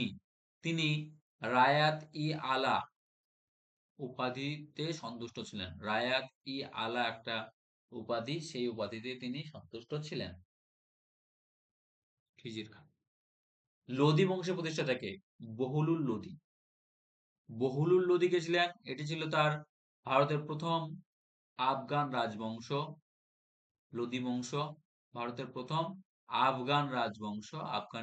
আফগানিস্তান থেকে আগত সেই রাজবংশ বহুলুল লোদীর রাজবংশ। তিনি জৈনপুরের রাজ্যটি দিল্লির অন্তর্ভুক্ত করেন। জৈনপুর যে রাজ্যটি ছিল তা দিল্লির সাথে জুড়ে দেন। তিনি বহুলুল নামক তাম্রমুদ্রা প্রচলন করেন। তাহলে বহুলুল নামক তাম্রমুদ্রার প্রচলন কে করেছিলেন? বহুলুল লোদী। বহুলুলি। তিনি দীর্ঘ 38 বছর রাজত্ব করেছিলেন। তিনি কত বছর রাজত্ব করেছিলেন? 38 বছর রাজত্ব করেছিলেন বহুলুল লোদী। তুর্কিরা কোন বাংলা আক্রমণ করে তখন সেখানে শাসক কে ছিলেন? তুর্কিরা যখন বাংলা আক্রমণ করে তখন সেখানে শাসক কে ছিলেন? লক্ষণ সেন। লক্ষণ সেন ছিল সেখানকার শাসক। 1204 থেকে 1205 খ্রিস্টাব্দে ইখতিয়ার উদ্দিন বখতিয়ার খলজি আক্রমণ করেন। ইখতিয়ার উদ্দিন, বখতিয়ার খলজি আক্রমণ করেন। লক্ষণ সেন তখন নদিয়া অবস্থান করেছিলেন। লক্ষণ সেন তখন কোথায় অবস্থান করেছিলেন? নদিয়ায় অবস্থান করেছিলেন। তিনি রাজধানী ছেড়ে পূর্ববঙ্গের বিক্রমপুরে আশ্রয় নেন। এরই মাধ্যমে বাংলার মুসলিম শাসনের সূত্রপাত হয়। তুর্কিদের আক্রমণের ফলে বাংলায় মুসলিম শাসনের সূত্রপাত ঘটেছিল। রামচরিতমানস কে রচনা করেন? তুলসীদাস। তুলসীদাস রামচরিতমানস রচনা করেন। এটি অওধি ভাষায় রচিত, হিন্দি উপভাষা, অওধি ভাষায় রচিত। তুলসীদাস মুঘল সম্রাট আকবরের সমসাময়িক ছিলেন। তুলসীদাস কার সমসাময়িক ছিলেন? মুঘল সম্রাট আকবরের। এটি রামায়ণের কাহিনী অবলম্বনে রচিত একটি ভক্তি গীতিমূলক কাব্য। ভক্তি গীতিমূলক একটা কাব্য ছিল রামচরিত। উত্তর ভারতে এটি অত্যন্ত জনপ্রিয় গ্রন্থ। উত্তর ভারতের দিল্লি, উত্তর ভারত মানে কি দিল্লি, পাঞ্জাব, সেখানকার একটা অত্যন্ত জনপ্রিয় গ্রন্থ। ইবন বতুতা কোন সুলতানের সময় ভারতে আসেন? মোহাম্মদ বিন তুগলক। একটু আগে বললাম। এটা কি দেওয়া আছে? তিনি 1333 খ্রিস্টাব্দে ভারতে আসেন। তার বিবরণ থেকে তুগলক আমলের ডাক ব্যবস্থা জানা যায়। তিনি সতীদাহ প্রথারও উল্লেখ করেন। পানিপথের প্রথম যুদ্ধ কত খ্রিস্টাব্দে হয়? 1526 খ্রিস্টাব্দে হয়। পানিপথের প্রথম যুদ্ধ খুব ইম্পর্টেন্ট। পানিপথে প্রথম যুদ্ধ কত খ্রিস্টাব্দে হয়? এটা খুব ইম্পর্টেন্ট। এটা প্রত্যেকটা পরীক্ষায় আসে। ক্লাস 9-10 থেকে শুরু করে 11-12 এরও আসে। আবার আমাদের যেগুলো কম্পিটিটিভ এক্সাম আছে, group C, group D, WBCS তো এই কোশ্চেনটা এসেছে। বাবর ইব্রাহিম লোদির মধ্যে এই যুদ্ধ কার মধ্যে হয়? বাবর ও ইব্রাহিম লোদির মধ্যে এই যুদ্ধ হয়। এটাও খুব ইম্পর্টেন্ট। এটাও খুব পড়ে যে পানিপথের প্রথম যুদ্ধ কার কার মধ্যে হয়। এই যুদ্ধে বাবরের প্রথমবারের মতো কামান ও বারুদ ব্যবহার করেন। বাবরের তুলহুমা যুদ্ধনীতির কাছে লোদি বাহিনী পরাজিত হয়। তুলহুমা মানে যুদ্ধনীতিটা কি? ধরে নাও এখানে রয়েছে লোদি বাহিনী, আর এটা হচ্ছে বাবরের বাহিনী। তো যখন বাবরের বাহিনী এই চারদিক থেকে আক্রমণ করছে, চারদিক থেকে আক্রমণ করছে, হ্যাঁ, চারদিক থেকে আক্রমণ করছে, আর এই বাবরের একদল বাহিনী হুট করে তাদের যে কক্ষ সেগুলোতে ঢুকে পড়েছে। এটাকে বলা হয় তুলগুমা পদ্ধতি। হ্যাঁ, চারদিক থেকে মানে মানে যুদ্ধর যে কৌশল, নীতির যে কৌশল সেটাকে বলা হয় তুলগুমা পদ্ধতি। এর ফলে ভারতে মুঘল সাম্রাজ্যের ভিত্তি স্থাপিত হয়। মুঘল সাম্রাজ্যের ভিত্তি স্থাপিত হয় কার ফলে? এই তুলহুমা পদ্ধতি যুদ্ধের ফলে লোদি বাহিনীকে পরাজিত করলো। তার ফলে মুঘল সাম্রাজ্যের ভিত্তি স্থাপিত হয়। এরপর থেকেই মুঘল সাম্রাজ্য প্রায় শুরু হয়ে যায় বলে ধরা হয়। মুঘল সাম্রাজ্যের প্রতিষ্ঠাতা কে ছিলেন? জহিরুদ্দিন মোহাম্মদ বাবর। জহিরুদ্দিন মোহাম্মদ বাবর ছিলেন মুঘল সাম্রাজ্যের প্রতিষ্ঠাতা। তিনি মধ্য এশিয়ার ফারগান রাজ্যের অধিপতি ছিলেন বা ফারগানা রাজ্যের অধিপতি ছিলেন। পিতার দিক থেকে তিনি তৈমুর লং ও মাতার দিক থেকে চেঙ্গিস খাঁর বংশধর। পিতার দিক থেকে তৈমুর লং আর মাতার দিক থেকে চেঙ্গিস খাঁর বংশধর। চেঙ্গিস খাঁ ভারত আক্রমণ করেছিলেন, সেই তারই বংশধর ছিল বাবর। তো চেঙ্গিস খাঁ মতো অত স্বৈরাচারী শাসক তিনি ছিলেন না। বাবর শব্দের অর্থ হলো সিংহ। বাবর শব্দের অর্থ কি? সিংহ। এটা খুব ইম্পর্টেন্ট যে বাবর শব্দের অর্থ কি? সিংহ। তিনি মাত্র 4 বছর বয়সে ভারতে রাজত্ব করেন। 4 বছর বয়স, 1526 থেকে 1530, 4 বছর বয়স পর্যন্ত ভারতে আক্রমণ করেন। বাবরনামা বা তুজুকি বাবরি কার লেখা? মানে কার লেখা? বাবরের। বাবরনামা বা তুজুকি বাবরি কার লেখা? বাবরের লেখা। এটি চাগতাই তুর্কি ভাষায় রচিত। চাগতাই তুর্কি ভাষায় রচিত, আরেকটা ভাষার নাম। পরে এটি ফরাসি ভাষায় অনুমোদিত হয় বা অনূদিত হয়। এতে ভারতের প্রকৃতি, মানুষ ও জীবনযাপনের অকপট বর্ণনা আছে, বা জীবনযাত্রার বর্ণনা রয়েছে, মানে খুব সুন্দরভাবে বর্ণনা রয়েছে। বিশ্ব সাহিত্য এটি অন্যতম আত্মজীবনী। বিশ্ব সাহিত্যে এটি একটা অন্যতম আত্মজীবনী। আত্মজীবনী মানে হলো নিজের সম্পর্কে যা কিছু লেখনী, মানে যে লিখবে, যেমন মনে রয়েছে, যেমন এপিজে আব্দুল কালামের আমরা হয়তো পড়েছি strong roots wings of fire, সেটা হচ্ছে আত্মজীবনী, মানে নিজের গল্প নিজে যে লিখে, নিজের জীবন কাহিনী নিজে লেখা। খানুয়ার যুদ্ধ কত খ্রিস্টাব্দে হয়? 1527 খ্রিস্টাব্দে হয়। খানুয়ার যুদ্ধ কত খ্রিস্টাব্দে হয়? 1527 খ্রিস্টাব্দে হয়। কার কার মধ্যে হয়? বাবর ও মেবারের রানা সংগ্রামের সিংহের মধ্যে হয়। বাবর আর মেবারের রানা সংগ্রাম সিংহের মধ্যে হয়। এই যুদ্ধে আগে বাবর জিহাদ ঘোষণা করেন। যুদ্ধ জয়লাভের পর তিনি গাজী উপাধি গ্রহণ করেন। যুদ্ধ জয়লাভের পর তিনি গাজী উপাধি গ্রহণ করেন। এই যুদ্ধে ভারতের মুঘল শাসনকে সুদৃঢ় করে। Grand Trunk Road, GT Road কে নির্মাণ করেন? Grand Trunk Road, GT Road, সব থেকে বড় রাস্তা, কে নির্মাণ করেন? সড়কে আজম, হুম, শেরশাহ নির্মাণ করেন। তিনি এটিকে সড়কে আজম নাম দিয়েছিলেন। এটা কোথা থেকে কোথায় পর্যন্ত বিস্তৃত? সোনারগাঁ থেকে পেশোয়ার, পেশোয়ার মানে কি পাকিস্তান, পাকিস্তান পর্যন্ত বিস্তৃত। রাস্তার ধারে তিনি সরাইখানা ও বৃক্ষরোপণের ব্যবস্থা করেন। রাস্তার ধারে ধারে গাছ, বিভিন্ন রকম, এই রাস্তা হলো, এটা হলো জিটি রোড, এর আশেপাশে গাছ লাগান। এটি ভারতের দীর্ঘতম ও প্রাচীনতম সড়কগুলির মধ্যে একটি। শেরশাহ সেনাপতির নাম কি ছিল? ব্রহ্মজিৎ গৌড় বা গৌড়। তিনি একজন হিন্দু সেনাপতি ছিলেন। এটি প্রমাণ করে যে শেরশাহ ধর্মনিরপেক্ষ নীতিতে বিশ্বাসী ছিলেন। শেরশাহ সেনাপতি হিন্দু ছিল, এতে প্রমাণ করা হয় যে শেরশাহ ধর্ম ধর্মনিরপেক্ষ নীতিতে বিশ্বাসী ছিলেন। শেরশাহ প্রশাসনের যোগ্যতাকেই প্রাধান্য দেওয়া হয়। শেরশাহের প্রশাসন যোগ্যতাকে প্রাধান্য দেওয়া হয়। ব্রহ্মজিৎ গৌড়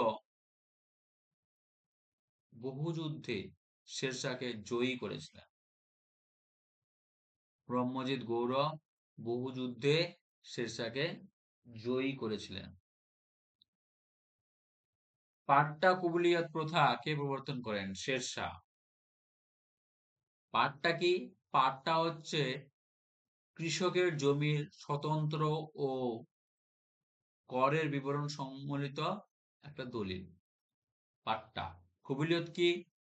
কৃষক কর্তৃক কর প্রদানের একটা সম্মতিপত্র, সেটা হচ্ছে কুবলিয়ত। এর ফলে কৃষক ও সরকারের মধ্যে সরাসরি সম্পর্ক স্থাপিত হয়। পরবর্তীকালে আকবর এই রাজস্ব ব্যবস্থা অনুসরণ করেন। পাট্টা ও কুবলিয়ত। পানিপথের দ্বিতীয় যুদ্ধ কত খ্রিস্টাব্দে হয়? 1556 খ্রিস্টাব্দে হয়। কার কার মধ্যে? আকবর আর বৈরাম খাঁর নেতৃত্বে এবং হিমুর মধ্যে হয়। আকবরের সেনাপতি বৈরাম খাঁর নেতৃত্বে হিমুর সঙ্গে হয়। যুদ্ধে হিমু পরাজিত ও নিহত হন। এর ফলে মুঘল সাম্রাজ্যের পুনঃপ্রতিষ্ঠাতা নিশ্চিত হয়। হিমু ছিল আদিল শাহের সেনাপতি। ও বিক্রমাদিত্যের উত্তরাধিকারী। দীন-ই ইলাহি দীন-ই ইলাহি গ্রন্থটি প্রবর্তন কে করেন? সম্রাট আকবর। 1582 খ্রিস্টাব্দে তিনি এই নতুন ধর্মমত প্রবর্তন করেন। এটি সকল ধর্মের সারতন্ত্র বা সারবস্তু নিয়ে গঠিত হয়েছিল। ষোলই-কুল বলা হয় এটাকে। বীরবল প্রথম এই ধর্ম গ্রহণ করেছিলেন। তাহলে বীরবল প্রথম এই ধর্ম গ্রহণ করেছিলেন। আকবরের মৃত্যুর পরে এই ধর্মের অস্তিত্ব লোপ পায়।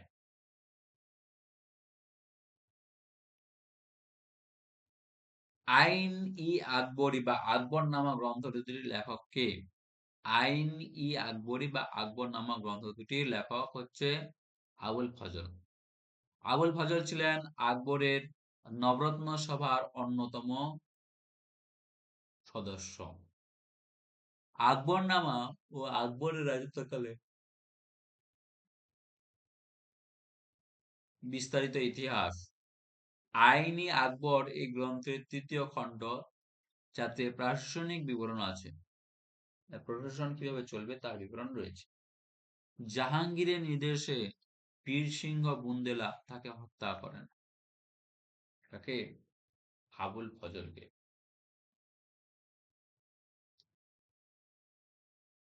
আকবরের রাজস্ব মন্ত্রীর নাম কি? টোডরমল। এটা খুব ইম্পর্টেন্ট। আকবরের রাজস্ব মন্ত্রীর নাম কি? টোডরমল। তিনি আকবরের অর্থমন্ত্রী ছিলেন। দেওয়ানি আশরফ ছিলেন। দেওয়ানি আশরফ নামে, মানে অর্থমন্ত্রীকে বলা হয় দেওয়ান-ই-আশরফ। তিনি 1580 সালে দহশালা বা জাবতি প্রথা চালু করেন। পূর্বে তিনি শেরশাহের অধীনেও কাজ করেছিলেন। কে? টোডরমল। শেরশাহের অধীনেও কাজ করেছিলেন পূর্বে। তারপরে আকবরের কাজ করলেন। তিনি জমি জরিপ ও রাজস্ব নির্ধারণ, তার অবদান অনস্বীকার্য। জমি জরিপ, জমি মাপজোক করা, আর তার অবদান অনস্বীকার্য। রাজস্ব নির্ধারণে, রাজস্ব যে নির্ধারণিত করত, তার অবদান রয়েছে। মনসবদারি প্রথা কে প্রচলন করেন? সম্রাট আকবর মনসবদারি প্রথা প্রচলন করেন। 1971 সালে তিনি এই প্রথা চালু করেন। কত সালে? 1971 সালে তিনি এই প্রথা চালু করেন। মনসব শব্দের অর্থ হচ্ছে পদমর্যাদা বা র্যাঙ্ক। মনসব কথার অর্থ কি? পদমর্যাদা বা র্যাঙ্ক। এটা খুব ইম্পর্টেন্ট কোশ্চেন। মনসব কথার অর্থ কি? পদমর্যাদা বা র্যাঙ্ক। এটি জাত ও সাওয়ার দুই ভাগে বিভক্ত ছিল। কোনটা কোন, কি কি ভাগে? জাত ও সাওয়ার দুই ভাগে বিভক্ত ছিল। এটি মূলত মুঘল সেনাবাহিনী ও প্রশাসনের মেরুদণ্ড ছিল। মুঘল সেনাবাহিনী ও প্রশাসনের মেরুদণ্ড ছিল। হলদিঘাটের যুদ্ধ কত খ্রিস্টাব্দে হয়? 1576 খ্রিস্টাব্দে হলদিঘাটের যুদ্ধ হয়। 1576 খ্রিস্টাব্দে হলদিঘাটের যুদ্ধ হয়। এই যুদ্ধে আকবর ও মেবারের রানা প্রতাপের মধ্যে হয়। কার কার মধ্যে হয়? আকবর ও মেবারের রানা প্রতাপের সঙ্গে হয়। মুঘল বাহিনীর নেতৃত্বে দেন মন সিংহ। মুঘল বাহিনীর নেতৃত্ব কে দেন? মন সিংহ বা মান সিংহ।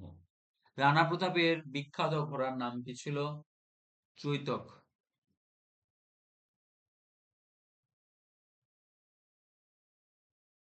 যুদ্ধে মুঘলরা জয়ী হলেও রানা প্রতাপ বর্ষতা স্বীকার করেননি। যুদ্ধে মুঘলরা জয়ী হলেও তারা হার মেনে নেয়নি। কারা? রানা প্রতাপ।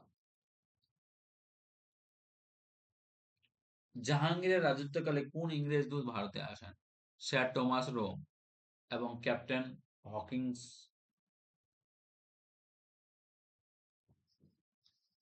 টমাস রো ছিলেন সুরাট রাজ্যে কুঠি স্থাপন করেন। টমাস রো সুরাটের রাজ্যে বাণিজ্য কুঠি স্থাপন করেন। এটি ভারতের ব্রিটিশ বাণিজ্যের পথ প্রশস্ত করে।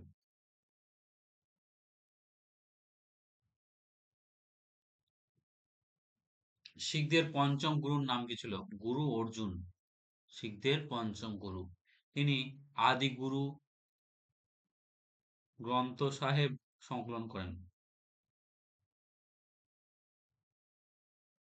গ্রন্থ সাহেব সংকলন করেন কে? গুরু অর্জুন। শিখদের ধর্মগ্রন্থের নাম কি? গ্রন্থ সাহেব। তিনি অমৃতসরে স্বর্ণ মন্দির নির্মাণ স্থাপন করেন। অমৃতসরে যে স্বর্ণ মন্দির হয়েছে, রচিত বলছি, যে মন্দির হয়েছে তা কে নির্মাণ করেন? গুরু অর্জুন। জাহাঙ্গীরের বিদ্রোহী পুত্র খসরুকে সাহায্যের অপরাধে তাকে হত্যা করা হয়। জাহাঙ্গীরের বিদ্রোহী পুত্র খসরুকে সাহায্যের অপরাধে তাকে হত্যা করা হয়। তিনি শিখদের প্রথম শহীদ গুরু। শিখদের প্রথম শহীদ গুরুর নাম কি? গুরু অর্জুন।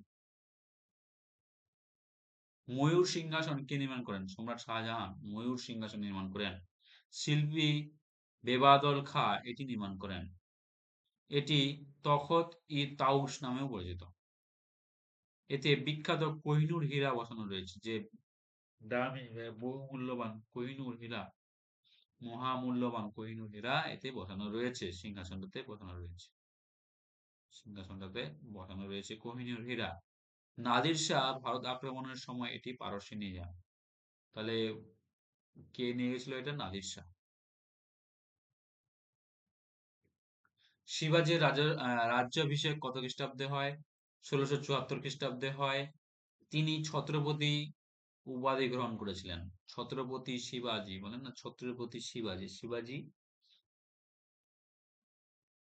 ছত্রপতি উপাধি গ্রহণ করেছিলেন ১৬৭৪ খ্রিস্টাব্দে রায়গড় দুর্গে রাজ্যাভিষেক হয়।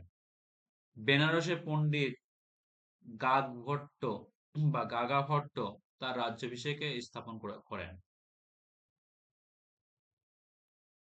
বেনারসের পণ্ডিত গাগাভট্ট তার রাজ্যাভিষেক স্থাপন করেন। তিনি হিন্দবী স্বরাজ বা হিন্দু সাম্রাজ্যের প্রতিষ্ঠাতা।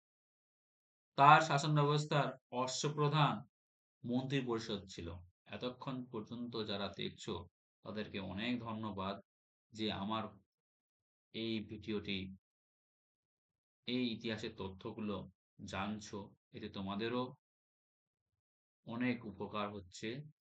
হ্যাঁ, তোমরা যদি এই সম্পূর্ণ ক্লিপটি একবার দেখে ফেলো তাহলে সেন বংশ, মুঘল বংশ কোনো সমস্যা থাকার কথা নয়। তোমরা মন দিয়ে দেখতে থাকো এবং পারলে তোমরা খাতায় নোট করে নাও এই কোশ্চেন গুলো।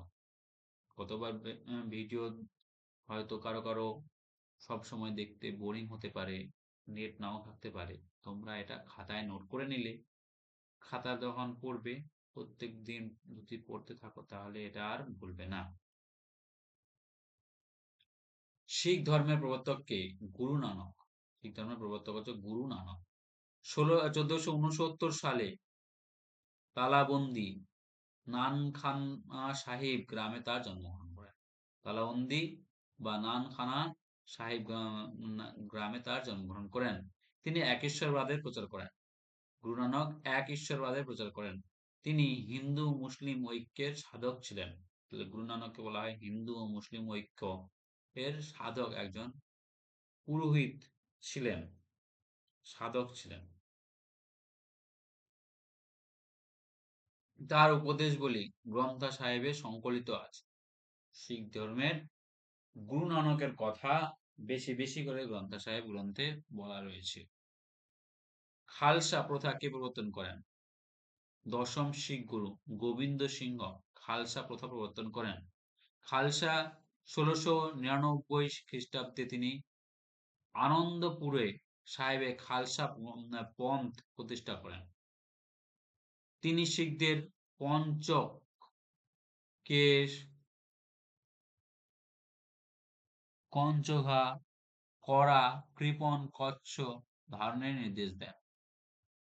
পঞ্চক কেশ, কঞ্চয়া, কড়া, কৃপান, কচ্ছ ধারণের নির্দেশ দেন।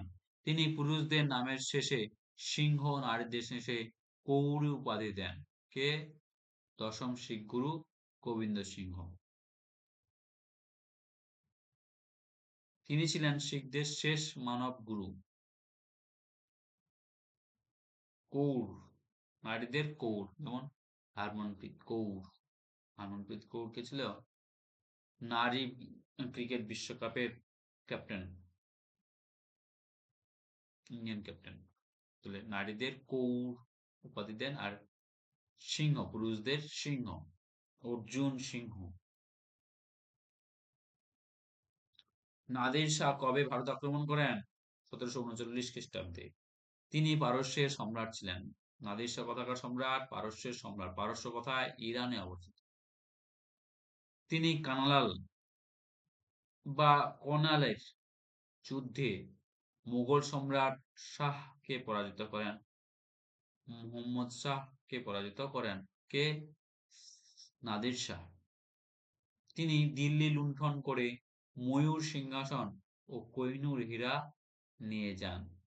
দিল্লি লুণ্ঠন করে ময়ূর সিংহাসন ও কোহিনূর হীরা নিয়ে চলে যান পারস্য। তার আক্রমণে মুঘল সাম্রাজ্যের দুর্বলতা প্রকট হয়ে ওঠে। এরপরে মুঘল সাম্রাজ্য শেষ হয়ে যায়। ভারতের শেষ মুঘল সম্রাট কে ছিলেন? দ্বিতীয় বাহাদুর শাহ।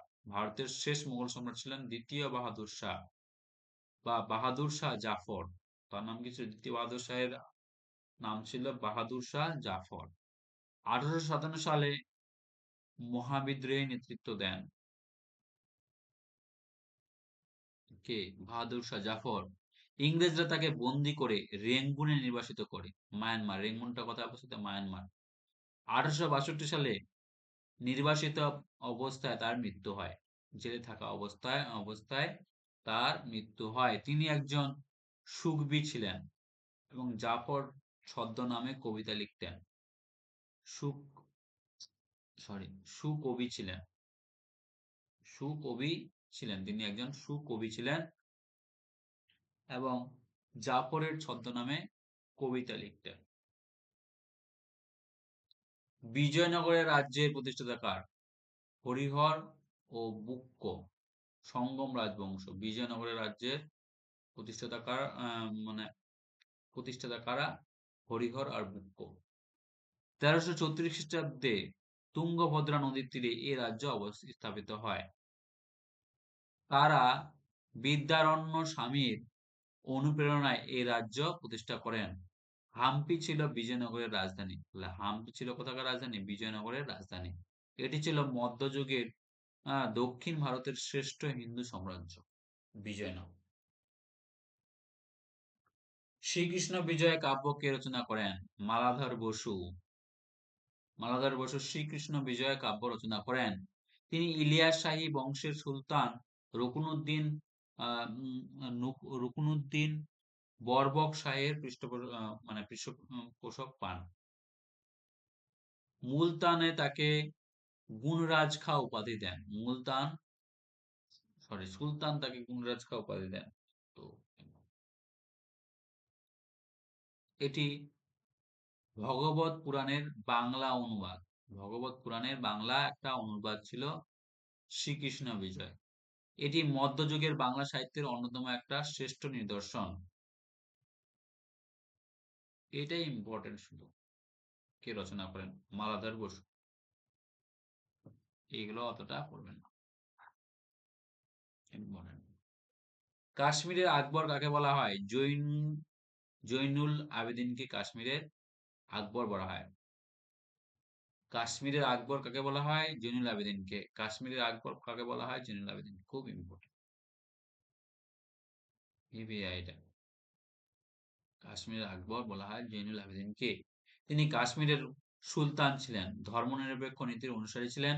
তিনি হিন্দুদের উপর জিজিয়া কর তুলে নেন। হিন্দুদের উপর যে জিজিয়া কর দেওয়া হয়েছিল সেটা তুলে নেন। তার জনহিতকর কাজের জন্য তাকে বুধ শাহ মহান রাজা বলা হতো। বুধ শাহ বা মহান রাজা। বুধ মানে হচ্ছে যে জ্ঞানী, সেই জ্ঞানী রাজা বলা হতো। তিনি মহাভারত ও রাজতরঙ্গিনী ফরাসি ভাষায় অনুবাদ করেন। কলহনের যে রাজতরঙ্গিনী ছিল আর বাল্মীকির যে মহাভারত ছিল তা তিনি ফরাসি ভাষায় অনুবাদ করেন। কোন সুলতান জগৎ গুরু নামে পরিচিত? ইব্রাহিম আদিল শাহ।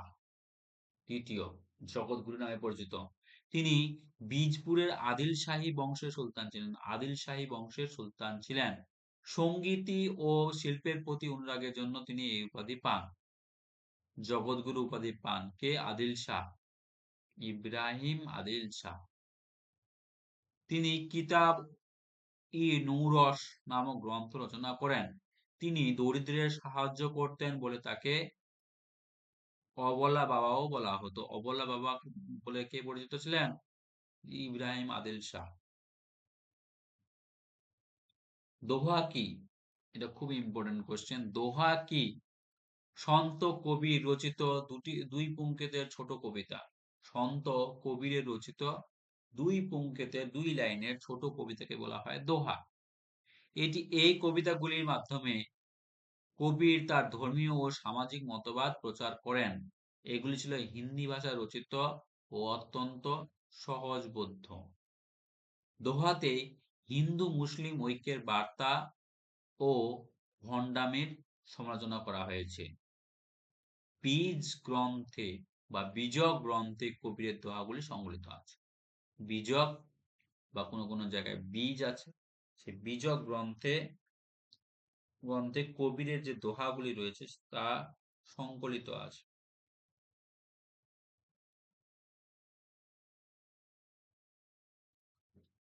চৈতন্য চরিতামৃত কে রচনা করেন?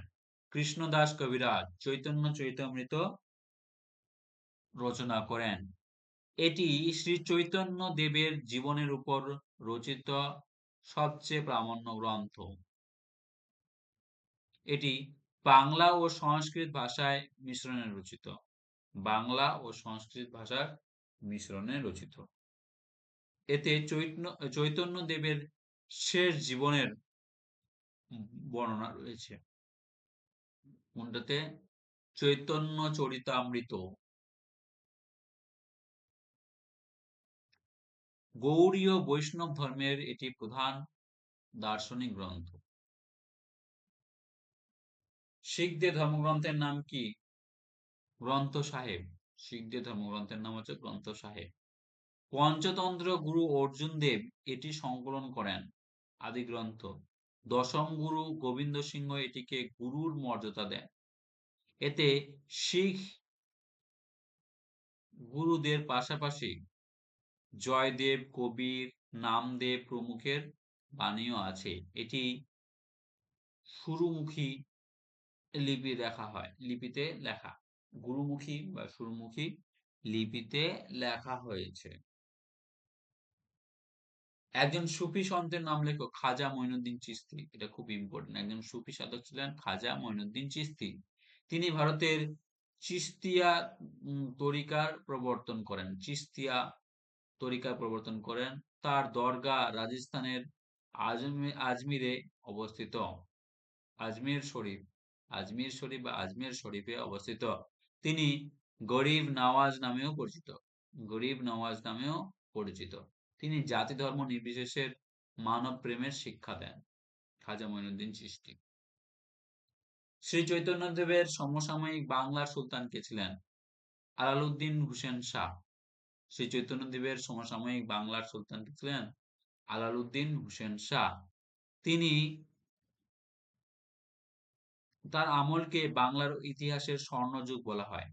আলাউদ্দিন হোসেন শাহ আমলকে ইতিহাসের স্বর্ণযুগ বলা হয়। তিনি চৈতন্যদেবের প্রতি শ্রদ্ধাশীল ছিলেন।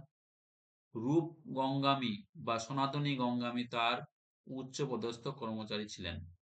তিনি ছিলেন ধর্মনিরপেক্ষ ও উদার শাসক। বৈষ্ণব ধর্মের প্রথম প্রচারক কে ছিলেন? রামানন্দ। বৈষ্ণব ধর্মের প্রথম প্রচারক ছিলেন রামানন্দ। তিনি উত্তর ভারতে ভক্তি আন্দোলনের সূচনা করেন। রামানন্দ উত্তর ভারতে ভক্তি আন্দোলনের সূচনা করেন। তিনি রামানুজের শিষ্য ছিলেন, কিন্তু হিন্দিতে ধর্মপ্রচার করেন। রামানুজের শিষ্য ছিলেন, কিন্তু হিন্দিতে ধর্মপ্রচার করেন। তিনি জাতিভেদ প্রথা মানতেন না। জাতিভেদ প্রথা সমাজের জাতিভেদ উঁচু নিচ মানছেন না। কবির, রবিদাস, সেনা প্রমুখ ছিল তার শিষ্য। চৈতন্যদেবের জন্ম কবে হয়? 1486 খ্রিস্টাব্দে চৈতন্যদেবের জন্ম হয়। তিনি নদিয়ার নবদ্বীপে জন্মগ্রহণ করেন। তার বাল্য নাম কি ছিল? বিশ্বম্ভর। বিশ্বম্ভর বা নিমাই। বিশ্বম্ভর বা নিমাই ছিল তার বাল্য নাম। এটা খুব ইম্পর্টেন্ট। নিমাই কার ছদ্মনাম ছিল? তিনি বাংলায় ভক্তি আন্দোলন ও ন্যায় সংহিতার বা নাম সংকীর্তনের প্রবর্তন করেন। তিনি প্রেম ও ভক্তির মাধ্যমে ঈশ্বর লাভের কথা বলেন। প্রেম ও ভক্তির মাধ্যমে ঈশ্বর লাভের কথা বলেন। শিখ ধর্মের প্রবর্তক কে? গুরু নানক। গুরু নানক ছিল শিখ ধর্মের প্রবর্তক। তিনি একেশ্বরবাদ প্রচার করেন। তিনি হিন্দু মুসলিম ও উভয় ধর্মের প্রতি আচার অনুষ্ঠান আচারতা তুলে দেন। গুরু নানক। তিনি লঙ্গর ও বনভোজন প্রথা চালু করেন। লঙ্গর, লঙ্গরখানা মানে আগেকার দিনে অভাব হতো, সে অভাবের সময় মানে বড় বড় মানে অনুষ্ঠানের মতো সেখানে এক জায়গায় রান্না হতো। সেখানে হিন্দু মুসলিম উভয়ই খেত। মানে হিন্দু মুসলমানদের মধ্যে ঐক্য গড়ে তুলেছিলেন গুরু নানক। তিনি ওই জন্য তিনি লঙ্গর ও বনভোজন প্রথা চালু করেন। তিনি জাতিভেদ প্রথার বিরোধী ছিলেন। জাতিভেদ প্রথার বিরোধী ছিলেন। নানকের জন্ম কবে হয়? 1469 খ্রিস্টাব্দে হয়। তিনি কার্তিক পূর্ণিমা তিথিতে জন্মগ্রহণ করেন। তার জন্মস্থান তালাওয়ান্দি, বর্তমান নানকানা সাহিব, পাকিস্তানে অবস্থিত। 1539 খ্রিস্টাব্দে তিনি কর্তারপুরে দেহত্যাগ করেন। কর্তারপুরে দেহত্যাগ করেন। এই জন্মদিনটি গুরু নানক জয়ন্তী হিসেবে পালিত হয়। গুরু নানক জয়ন্তী হিসেবে পালিত হয়। কোন দিনটি? 1469 খ্রিস্টাব্দে তার জন্মদিনটি গুরু নানক হিসেবে পালিত হয়। বাংলার কোন সুলতান মহাভারতের বাংলা অনুবাদ করেছিলেন? সুলতান নসরত শাহ।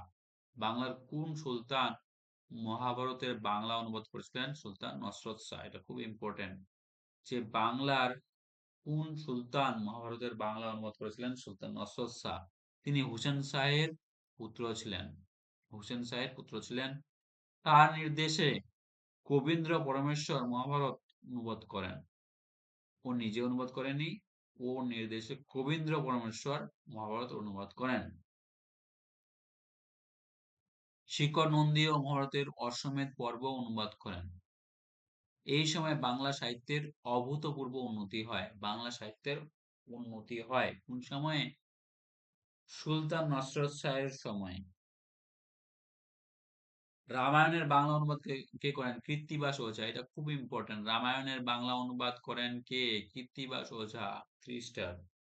তার রচিত গ্রন্থের নাম শ্রীরাম পাঁচালী। কৃত্তিবাস ওঝা রচিত গ্রন্থের নাম শ্রীরাম পাঁচালী। তিনি নদিয়ার ফুলিয়া গ্রামের অধিবাসী ছিলেন। এটি বাংলার নিজস্ব রামায়ণ হিসেবে পরিচিত। বাংলার বা বাঙালির নিজস্ব রামায়ণ হিসেবে পরিচিত ছিল রামায়ণ। বাল্মীকি রামায়ণের সাথে এর অনেক পার্থক্য রয়েছে। বাল্মীকি রামায়ণ আর এখনকার যে বাংলার রামায়ণ সেটা অনেক পার্থক্য রয়েছে। কোন মুসলমান পণ্ডিত রামায়ণের ফরাসি অনুবাদ করেন? বদাউদ্দিন সরি বদাউনি, আবুল কাসেম বদাউনি। তিনি আকবরের নির্দেশে এই অনুবাদ করেন। তিনি মহাভারতেও ফরাসি অনুবাদ করেছিলেন। তিনি আকবরের দ্বীন-ই-ইলাহি ঘোর বিরোধী ছিলেন। আকবরের দ্বীন-ই-ইলাহি এর ঘোর বিরোধী ছিলেন। তিনি মুনতাখাব উল তাওয়ারিখ গ্রন্থ রচনা করেন। দরকার নেই, এটাই শুধু পড়বে। বদাউনি। বদাউনি কোন মুসলমান পণ্ডিত রামায়ণের ফরাসি অনুবাদ করেন? বদাউনি, আব্দুল কাদের বদাউনি। কোন মোগল সম্রাট চিত্রশিল্পীও ছিলেন ও চিত্রশিল্পের অনুরাগী ছিল? জাহাঙ্গীর যে চিত্রশিল্পী ছিল এবং চিত্রশিল্পের অনুরাগী ছিল, মানে চিত্রশিল্প ভালোবাসত। তার আমলে মুঘলের চিত্রকলার চিত্রশিল্পের স্বর্ণযুগ বলা হয়। তার আমলকে মুঘল চিত্রশিল্পের স্বর্ণযুগ বলা হয়। তিনি নিজে ভালো ছবি আঁকতেন এবং ছবির সমাজদার ছিলেন সমাজদার ছিলেন। ওস্তাদ মনসুর ছিলেন তার সবার বিখ্যাত পক্ষী চিত্রশিল্পী। পাখি মানে পাখি আঁকতে পারতেন ভালো, পক্ষী চিত্রশিল্পী। তিনি প্রতিকৃতি বা পোর্ট্রেট অঙ্কনে উৎসাহ দিতেন। কে? জাহাঙ্গীর। গুরু নানকের জন্ম কোথায় হয়েছিল? পাঞ্জাবের লাহোর জেলার তালাওয়ান্দি গ্রামে, বললাম একটু আগে। এটি বর্তমানে পাকিস্তানের নানকানা সাহিব নামে পরিচিত। তার বাবার নাম ছিল কালু মেহতা, মা তৃপ্তি দেবী। তিনি শিখ ধর্মের প্রতিষ্ঠাতা ও প্রথম গুরু। তাহলে প্রথম গুরু হচ্ছে গুরু নানক। এটি শিখদের পবিত্র তীর্থস্থান। লাহোর, পাঞ্জাবের লাহোর। কত খ্রিস্টাব্দে ইউরোপ থেকে ভারতে আসা জলপথ আবিষ্কৃত হয়? 1498 খ্রিস্টাব্দে ইউরোপ থেকে ভারতে আসা জলপথ আবিষ্কার হয়। ভাস্কো ডা গামা উত্তমাশাদ অন্তরীপ ঘুরে ভারতে আসেন। ভাস্কো ডা গামা উত্তমাশা অন্তরীপ ঘুরে ভারতে আসেন। তিনি ভারতের কালিকট বন্দরে প্রথম পদার্পণ করেন। কালিকট রাজা জামোরিন তাকে স্থাপত্য জানান। স্বাগত জানান, সরি। এর ফলে ভারতের ইউরোপীয় বাণিজ্যের দ্বার উন্মুক্ত হয়, দরজা খুলে যায়। ইস্ট ইন্ডিয়া কোম্পানি কার কাছ থেকে ফরমান লাভ করে? মুঘল সম্রাট ফারুক শাহের কাছ থেকে ফরমান লাভ করে। 1717 সালে জন শুরম্যানের নেতৃত্বে এটি একটি দল ফরমান পায়। একে কোম্পানির ম্যাগনা কার্টা বা মহাসনদ বলা হয়। তো 1717 সালে কোম্পানি ম্যাগনা কার্টা বা মহাসনদ পায় ফারুক শিয়ারের কাছ থেকে। মুঘল সম্রাট ফারুক শিয়ারের কাছ থেকে ফারুক শিয়ার ফরমান পায়। এর ফলে কোম্পানি বিনা শুল্কে বাংলায় বাণিজ্য করার অধিকার পায়। এটি কোম্পানির ক্ষমতা বিস্তারের প্রধান ভূমিকা নেয়। ফারুক শিয়ার ফরমান।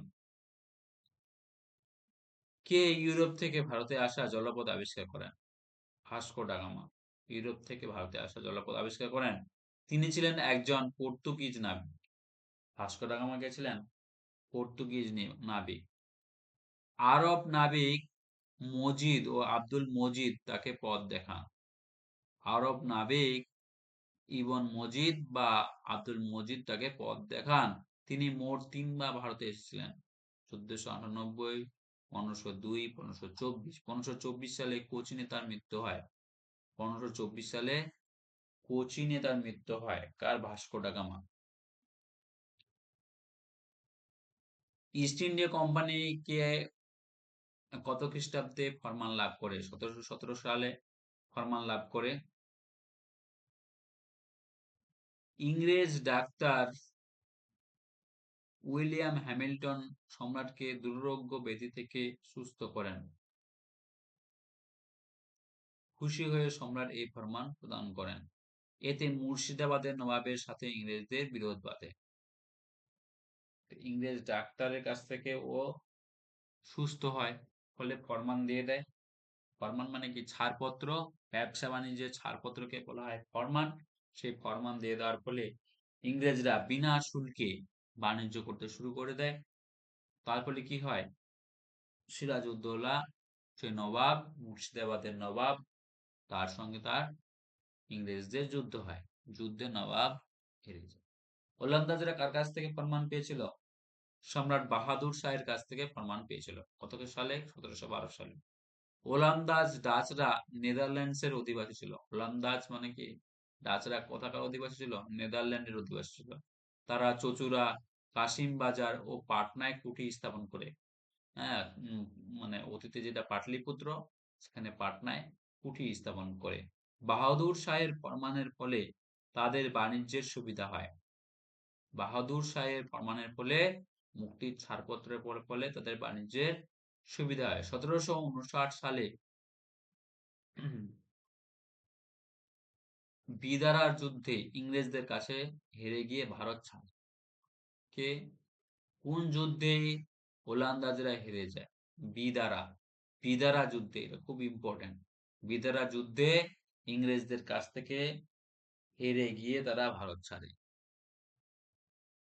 কর্ণাটকের সিংহাসনের প্রতিদ্বন্দ্বী কারা ছিলেন? আনারউদ্দিন ও চাঁদ সাহেব কর্ণাটকের সিংহাসনে প্রতিদ্বন্দ্বী ছিলেন। এটি দ্বিতীয় কর্ণাটক যুদ্ধের 1749 থেকে 1754 মানে পটভূমিতে এটা রচিত হয়েছিল। ইংরেজরা আনারউদ্দিনকে সমর্থন করেছিলেন, ফরাসির চাঁদ সাহেবকে সমর্থন করেছিলেন। ফরাসিরা চাঁদ সাহেবকে সমর্থন করেছিলেন। ইংরেজরা কাকে সমর্থন করেছিল? আনারউদ্দিনকে সমর্থন করেছিল, আর ফরাসিরা চাঁদ সাহেবকে সমর্থন করেছিল। এই দ্বন্দ্ব দাক্ষিণাত্যের ইঙ্গ ফরাসি আধিপত্যের লড়াইয়ে পরিণত হয়। এই দ্বন্দ্ব দাক্ষিণাত্যে ইন্দো ফরাসি আধিপত্যের লড়াইয়ে পরিণত হয়। কর্ণাটকের সিংহাসন কর্ণাটকের যুদ্ধে। ফরাসিরা কবে বাদশাহী ফরমান পেয়েছিল? 1718 সালে। ফরাসি ইস্ট ইন্ডিয়া কোম্পানি 1664 সালে গঠিত হয়। চন্দননগর ও পন্ডুচেরি ছিল তাদের প্রধান কেন্দ্র। দুপ্লে ছিল ভারতের বিখ্যাত ফরাসি গভর্নর। বন্দিবাসের যুদ্ধ 1760 খ্রিস্টাব্দে ইংরেজদের কাছে তাদের চূড়ান্ত পতন ঘটে। তাহলে ফরাসিদের কাছ থেকে ইংরেজদের কাছে চূড়ান্ত মানে পতন ঘটে কত সালে? 1760 সালে। মোগল আমলে পশ্চিম ভারতে প্রধান বাণিজ্য বন্দরটির নাম কি ছিল? সুরাট। সুরাট ছিল মোগল আমলে পশ্চিম ভারতের প্রধান বাণিজ্য কেন্দ্র। সুরাটে মক্কার প্রবেশদ্বার, গেটওয়ে অফ মক্কা বলা হয়। সুরাটকে মক্কার প্রবেশদ্বার বলা হয়। এটি ছিল বস্ত্র শিল্প বাণিজ্যের প্রধান কেন্দ্র। ইংরেজ ও ফরাসিরা এখানেই তাদের প্রথম কুঠি স্থাপন করেন।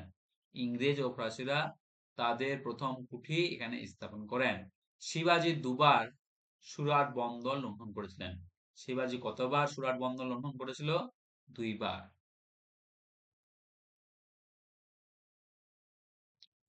কে ইংরেজ ইস্ট ইন্ডিয়া কোম্পানিকে দেওয়ানি প্রদান করেছিল? মোগল বাদশাহ দ্বিতীয় শাহ আলম ইংরেজ ইস্ট ইন্ডিয়া কোম্পানিকে দেওয়ানি প্রদান করেছিল। 1765 সালে এলাহাবাদ সন্ধির মাধ্যমে এই অধিকার দেওয়া হয়। বক্সার যুদ্ধ 1764 খ্রিস্টাব্দে পরাজিত হয়ে তিনি এটি দিতে বাধ্য হন। বক্সার যুদ্ধ কত সালে হয়? 1764 সালে। কার কার মধ্যে হয়? দ্বিতীয় শাহ আলম ও মানে ইংরেজদের মধ্যে হয়। কোম্পানি বাংলা, বিহার, উড়িষ্যা রাজস্ব আদায়ের অধিকার পায়। তাহলে কোম্পানি বক্সার যুদ্ধের ফলে বাংলা, বিহার ও উড়িষ্যার রাজস্ব আদায়ের অধিকার পায়। এর ফলে বাংলায় দ্বৈত শাসনের সূচনা হয়। দ্বিতীয় দ্বৈত শাসনের সূচনা হয়। স্যার টমাস রো কে ছিলেন? একজন ইংরেজ রাষ্ট্রদূত, প্রথম জেমসের দূত। তিনি 1615 খ্রিস্টাব্দে জাহাঙ্গীরের দরবারে আসেন। তিনি 3 বছর মুঘল দরবার অবস্থান করেছিলেন। 3 বছর মুঘল দরবারে অবস্থান করেছিলেন। তিনি কোম্পানির জন্য বিভিন্ন বাণিজ্যিক সুযোগ সুবিধা আদায় করেন। তার বিবরণ থেকে মুঘল দরবারের অনেক তথ্য জানা যায়। কারণ মানে কার বিবরণ থেকে মুঘল সাম্রাজ্যের অনেক তথ্য জানা যায়? সে টমাস রো কে মানে টমাস রোর কাছ থেকে। ঠিক আছে, আজকের ক্লাস এই পর্যন্তই।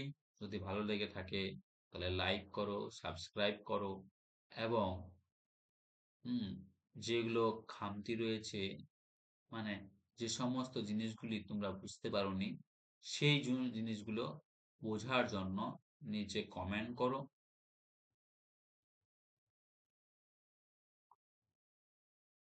এবং তোমরা কোন বিষয়ে মানে ভিডিও চাইছো এর পরবর্তীতে সে সম্বন্ধে কমেন্ট করো দেখি।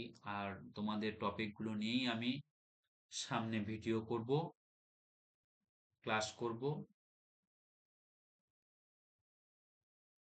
ঠিক আছে, গুড বাই, থ্যাংক ইউ।